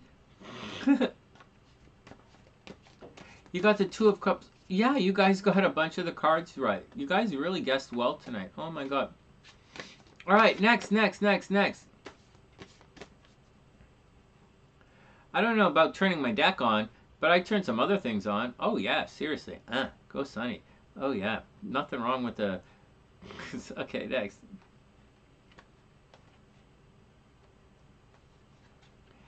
Well, the tricky part is the second guessing part, right? That's the whole deal. Anyways, I was way off. All right, guys. We need some more members here. So if you guys haven't joined the channel yet, join as a member yet. Just join as a member. It's really cheap. And it does help us here. And it's not just me, it's all of us, right? You guys will see.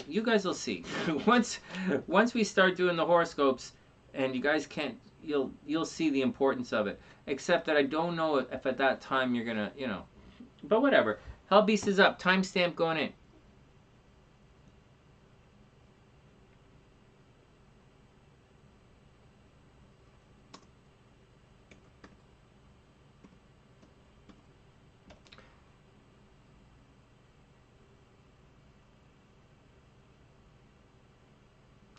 Ten of Wands. Oh, you got the Ten of Wands. Hey, HellBeast, didn't you get the Ten of Wands last day? Doing too much for people, right? And the Seven of Pentacles. Don't spend money. All right, let's see what they say. Good questions. Let's see what they say. Work that energy. Oh my god. Here we go, Beast. Next. No swords. Well, here we go. Beast, Queen of Swords, right? So you're going to have to start being nice to yourself. HellBeast, you're going to have to start being nice to yourself. Watch your words, right? Where the hell is the Queen of Swords? HellBeast, watch your words, especially watch the self-talk. Watch what you say to yourself. Try and be more nurturing with your language. Try not to use, they say the words cut, right? That's the whole deal with the swords, cutting words. Words that bite. Just be careful. This Queen of Swords is reversed, HellBeast. So this energy is going to be turned inwards on yourself. So, maybe you're going to have to figure things out for yourself right now. as opposed to someone nurturing you, or someone giving you a pep talk, or someone helping you out, or someone being a little harsh with their language towards you. This is you being harsh to yourself, maybe, or you being nurturing. You're going to have to be nurturing to yourself, because that it's not really there. Yeah, self-love. Then we have the Two of Coins, Beast. So there's a strong, strong, strong possibility you're going to get another job. Really. So if you're looking for work, well, like if, I don't know, but the two, oh, sorry, not the Two of Cups, Two of Coins. It's not about, it's not really about getting another job, but you know this. The Two of Coins indicates juggling multiple sources of income, which is pretty good. Or juggling, like it's juggling a couple of things. Maybe you're juggling a couple of jobs. Maybe you're juggling a couple of like relationships. But there's juggling going on.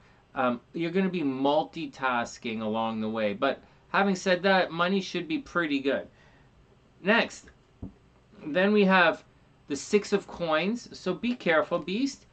Right? The Six of Coins is kind of borrowing money, borrowing or lending money. Watch out if someone approaches you looking for a handout. Watch out if, yeah, someone comes looking for a handout, or watch out if you need to borrow money. There's a possibility that if you have to borrow money, Beast, it's going to come with strings attached. So watch out for it. Seriously. My God, that would be so fucked up if you go to the bank to take some money out. I don't know if people do that, and it comes with a string. That would be really fucked up. But Beast, the Six of Coins, you know, money is going to be there if you need to borrow it, but it's going to come with strings attached. So be careful. Multiple sources of income, borrowing money. So it looks like you're getting ready to do a financial thing here, where you're going to have to up the financial game. Then we have the Ten of Coins reversed. So the Ten of Coins is like a legacy. Like an inheritance or government check or something. It's reversed. So if you were looking for like an inheritance or any legal kind of money, like say you had a trust fund coming, maturing right now, or some investments maturing, it's not necessarily going to be there. I wouldn't necessarily count on any kind of inheritance or anything, or government or special money right now. It may come down the road. But right now I don't expect it. You're probably going to end up having to borrow money, or having to rely on, you're probably going to have to borrow some money from someone. And then we have the Knight of Swords. So you're definitely going to be running around gathering information, I look at the Knight of Swords like running around gathering information. So Beast, get out there. So get out there, ask your questions, and do it. Nothing is really that reversed, right? It's just the money thing is a little reversed. What's this first one? Oh, the Queen of Swords is reversed, and the Ten of Coins is reversed. That side, this side over here is a little weak. So you're going to have to figure it out. You're definitely, Beast, going to have to figure it out. But the Knight of Swords is there, and it says you're good. You go ask your questions, right? Go ask it. Go ask your questions and figure it out. Yeah, ask your questions and figure it out, right? Just be cool with it. Ooh, this is not a good card. This is not a good card. So. And finally, Beast, be careful. Five of Coins is the last card. Five of Coins indicates that money is going to dry up a little soon. I have a feeling things are going to be... I want to say things... I just want... Like, when you talk, right? We say things like unexpected expenses, right? Things are going to be more expensive than you think. But I don't necessarily think it's more expensive than you think. I just think there might be some unexpected expenses along the way that's going to really drag out your money. But I think back here, no, it doesn't even say, it doesn't say anyone's going to let you down. There's no one to blame in it. There's no one to blame. There's no blame in this reading. It's just money's going to be a little, multiple jobs, right? Multiple sources of income, juggling the money, but you're going to have to borrow some money, and it's going to get expensive. So be careful, Beast. Your final card is the Five of Coins, and it is definitely right side up. So, like, be careful, man. Everybody should be careful. All right, next. Man, the more I think about it, when I looked at that chart and I was thinking about what's going on with the economy and how the fuck did it blow. You got to be careful when you listen to the news, even the financial news. It's There's guys, I am so fucking angry at certain things about certain things. I will not take fucking advice from anybody ever again in my fucking life. And I don't care who the fuck that person is. I know it's fun and being nice, but holy fuck. There's some guys who're supposed to know better who I'm not saying nothing. Alright, next.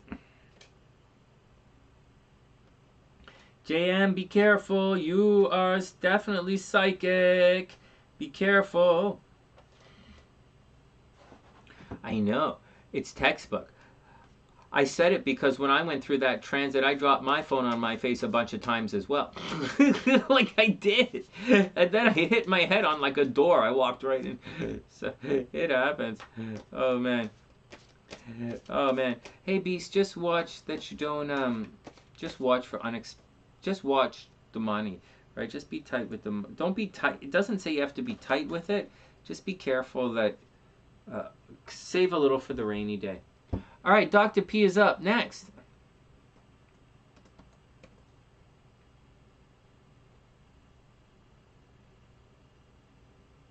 I know, Beast. I know. I got it. If I had that card, I'd be worried as well. Seriously, if I had that, I would be very worried. Except that I don't really have that problem. I'm not gonna... Yeah. No, I know, Beast. I get it. I'm worried about my parents, too. Alright, next. See, you're serious.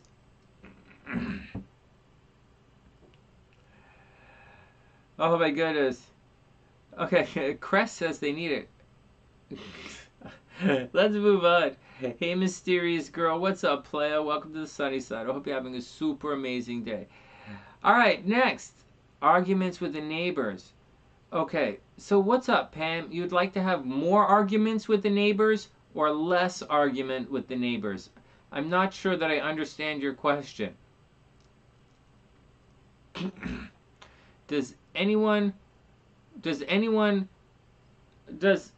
Well, I don't know, but like, I do know.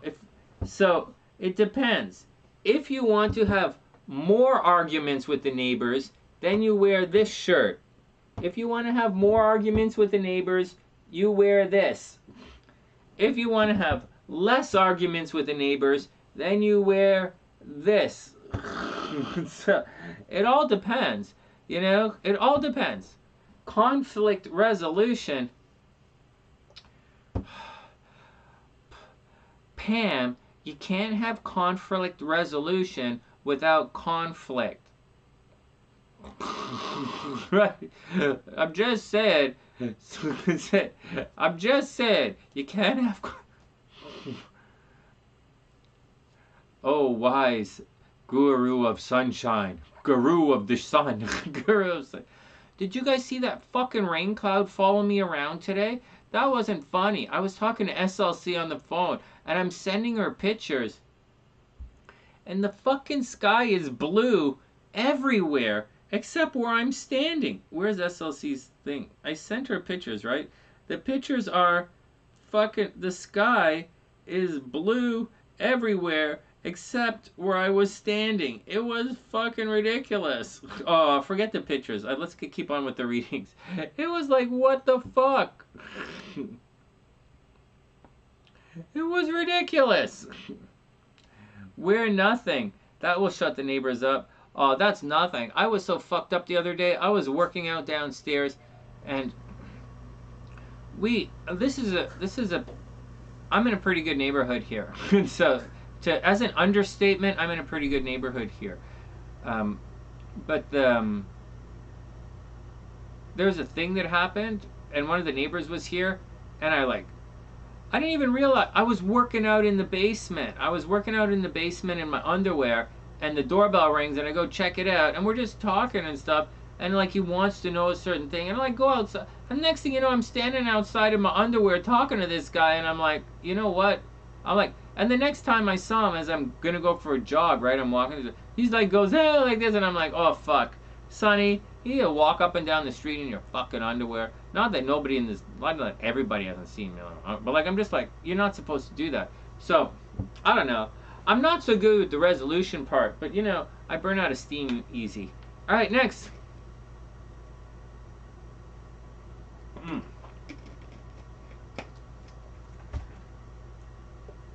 I know. Oh my god. I don't know. What? I'm not good at making friends. I don't usually talk to the neighbors.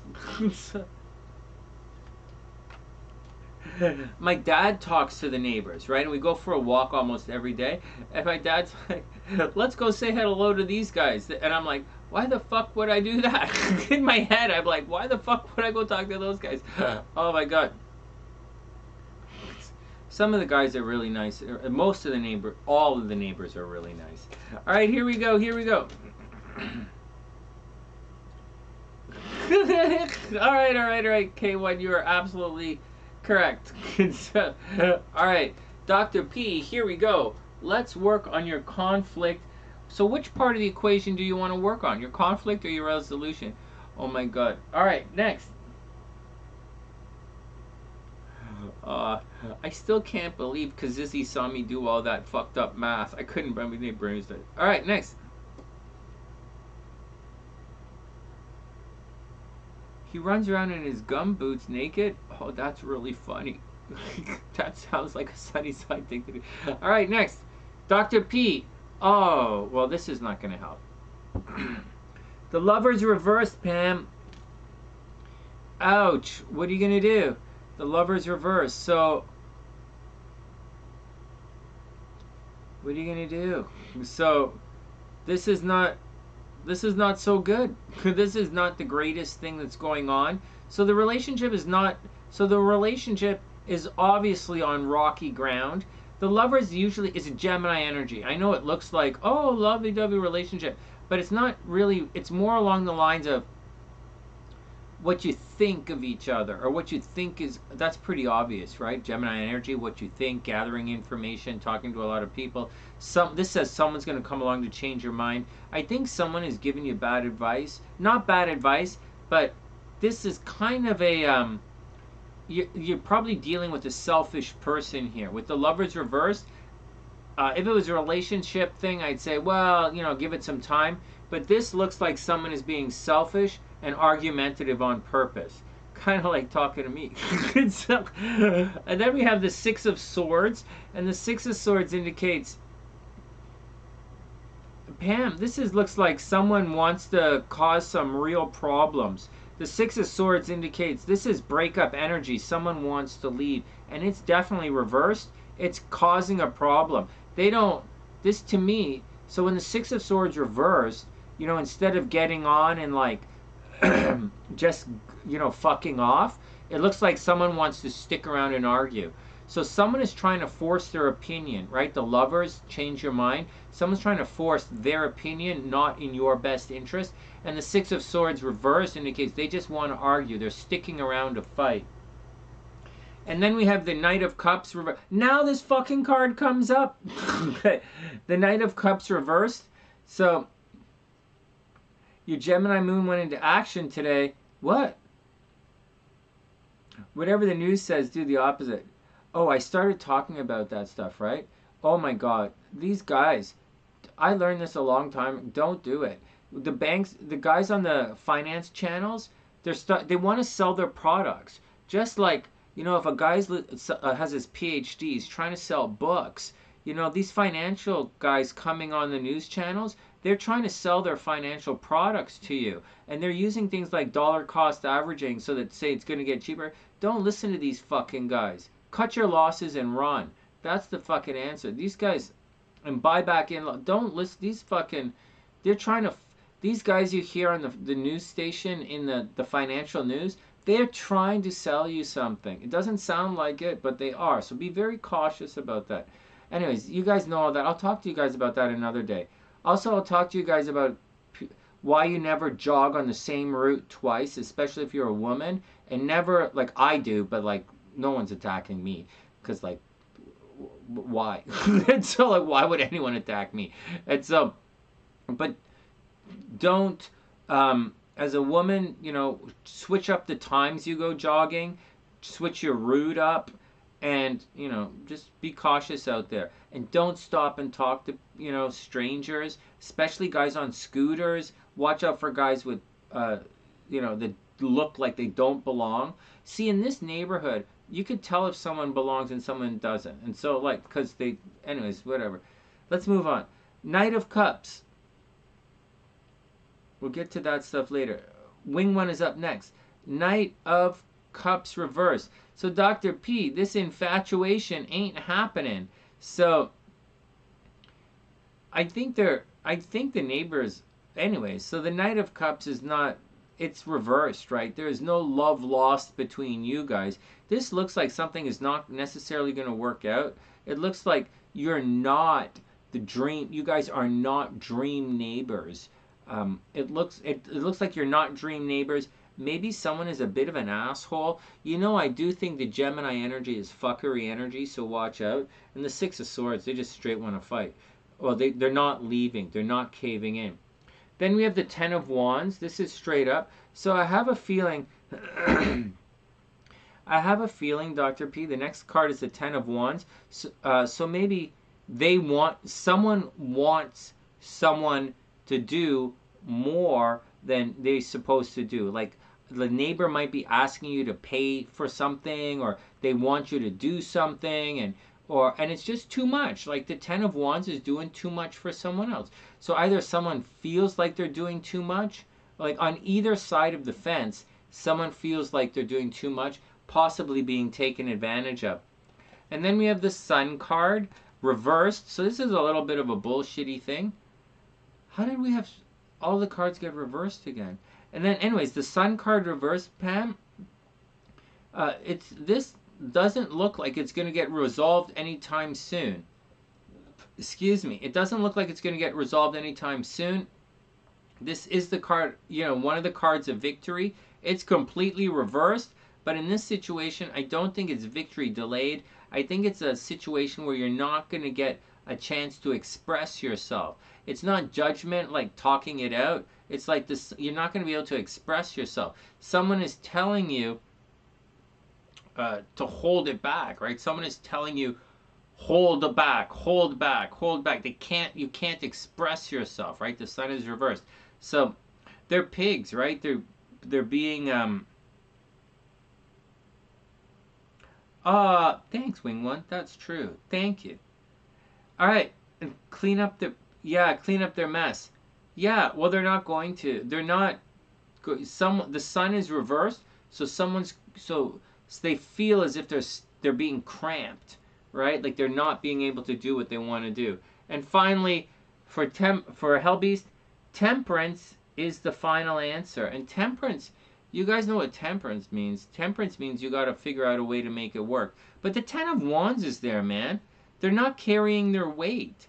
So the Ten of Wands is directly, like the Ten of Wands is like the opposite of Temperance, right? Temperance is making it work. The Ten of Wands is you're doing too much, right? You're doing too much. And the Six of Swords means they don't even fucking care. So, but Temperance is right side up. So if you want to make it work, everybody's going to have to pull their weight. They're not pulling their weight, right? They're not. But they're going to have to start pulling their weight. All right, next. One more reading. Wing One is up, and then we'll call it a night, because I'm starting to fall asleep again. I know it's early, but I'm starting to fall asleep and lose energy, and I'm a little bit depressed. I'm making the best of it. I don't know why people... anyways, I don't really care.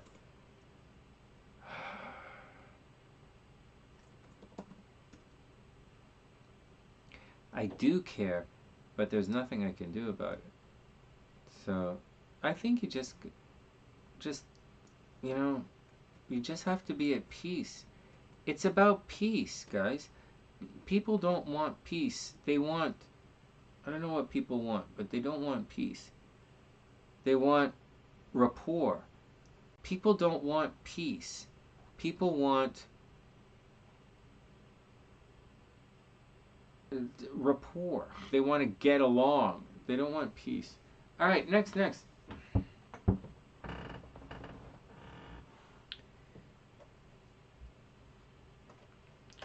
Should we do it tomorrow then, Wing One, when I'm fresh? But like,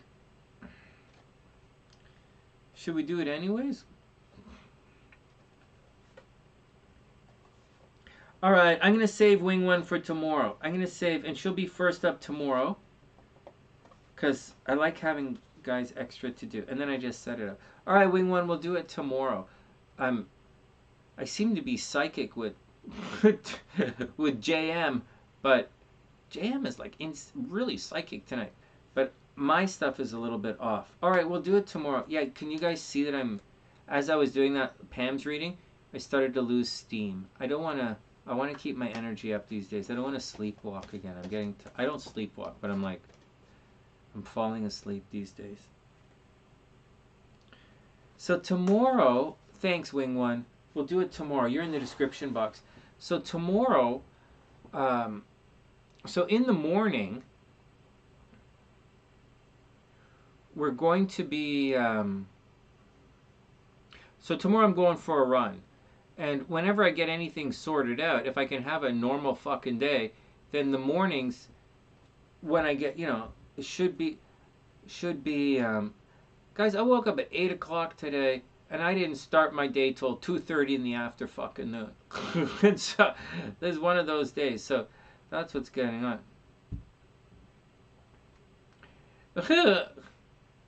Will you get resolution? Oh, good question. So what's going on is I really liked when we did that video, is your sign evil? That was a lot of fun. And that video didn't work out because we had technical difficulties, and I tried to it didn't really work. And that's a heavy duty video that I was using. This explained the morning star, the evening star. I explained a bunch of things for you guys. I explained the north node and the south node and what they represent, and it was a lot of fun. But the next one, right? So the next one, and it didn't really work out, and I really wanted to do that video. I really liked it. I really, really was proud of myself, and I thought we had fun. Anyways, I think the next one we're going to do, we're going to use some of these. I think we're going to do something along the lines of what sign is the best soulmate kind of thing for each sign, and why, of course. And I think we're going to settle in and do that tomorrow. I think so. Tomorrow during the day, so I'm going to go for a jog in the morning, and then we'll settle in, and we'll probably do what sign is the most, compatible for each sign kind of thing, or the sign soulmate. And I know that's one that everybody already knows, but I think it would be fun to do it collectively as a group. I wanted to do one with the unicorn, what each sign's secret beast mode power is, but that's getting a little confusing, and I don't really want to confuse myself. And I don't mind I like having a little bit of fun, but I also feel a responsibility to be a little astrological based, from what our perspective anyways.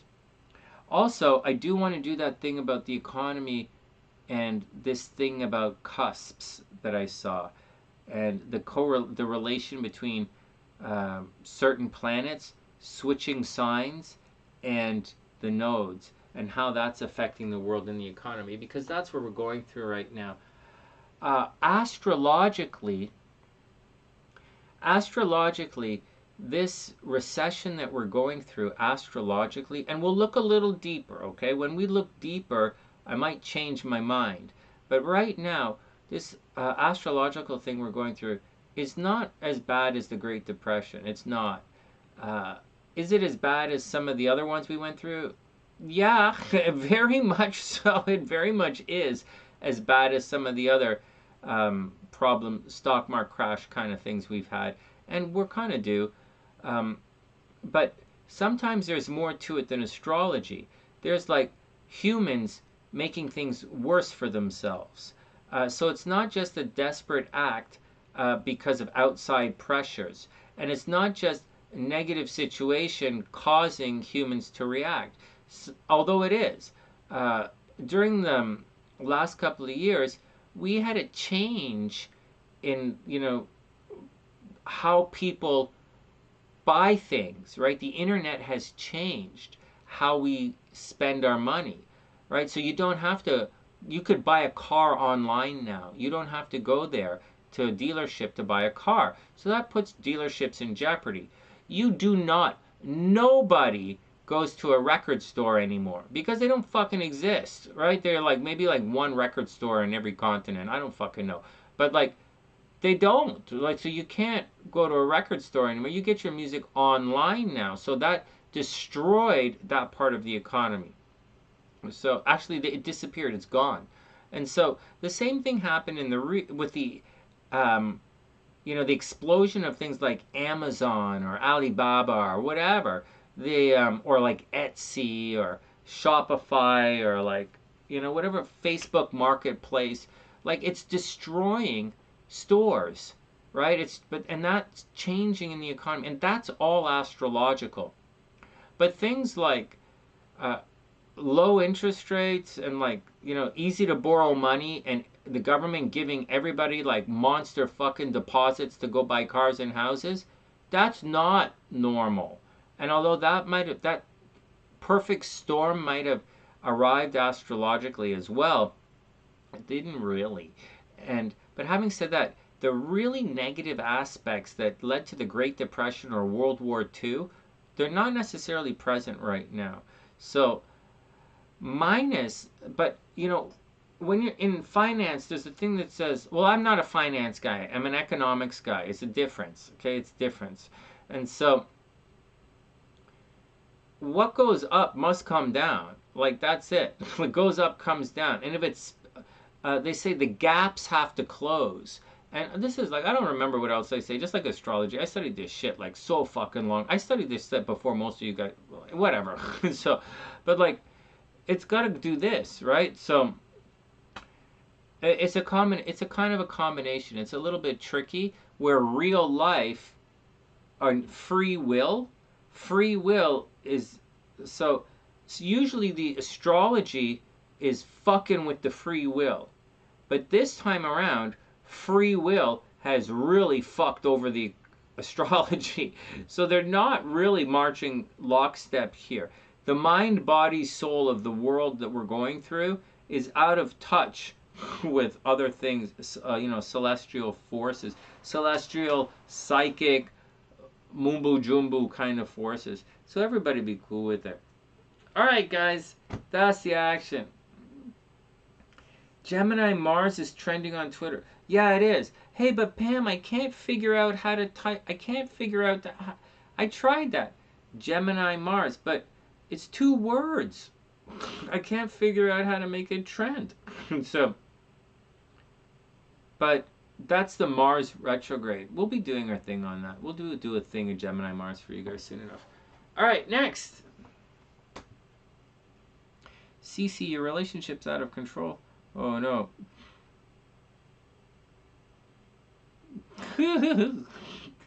Maybe. All right, guys, let's get out of here. Let us totally get out of here. I'm wiped out. All right, when we come back tomorrow, we're going to do Wing One's chart. And on Sunday, we do the horoscopes. Guys, the horoscopes are Sunday and Friday. I know I want to do them a day or two earlier so that I can promote them like every other fucking person on YouTube, but I can't really see myself doing the weekend horoscopes on Thursday. That doesn't really do me. That's not me. Or the weekly horoscopes on like Saturday. I tried that 2 days early. That's not me, guys. So weekly horoscopes are on Sunday afternoon. The weekend horoscopes are on Friday. And if I can't do them, I can't do them. And that's the deal.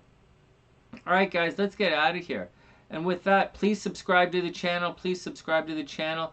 Cece, Anthony dumped you right now? No, we'll talk about it tomorrow. We'll be back tomorrow, and we'll sort it all out. Anthony dumped you. You guys were so good yesterday. Oh, I wasn't online yesterday. You guys were so good 2 nights ago. All right, but I got to get out of here. And with that, I hope everyone has a super amazing night. And with that, from TheSunnySide.net, I'm Sonny, wishing everyone the best of a super beautiful night. And I'll see you guys soon.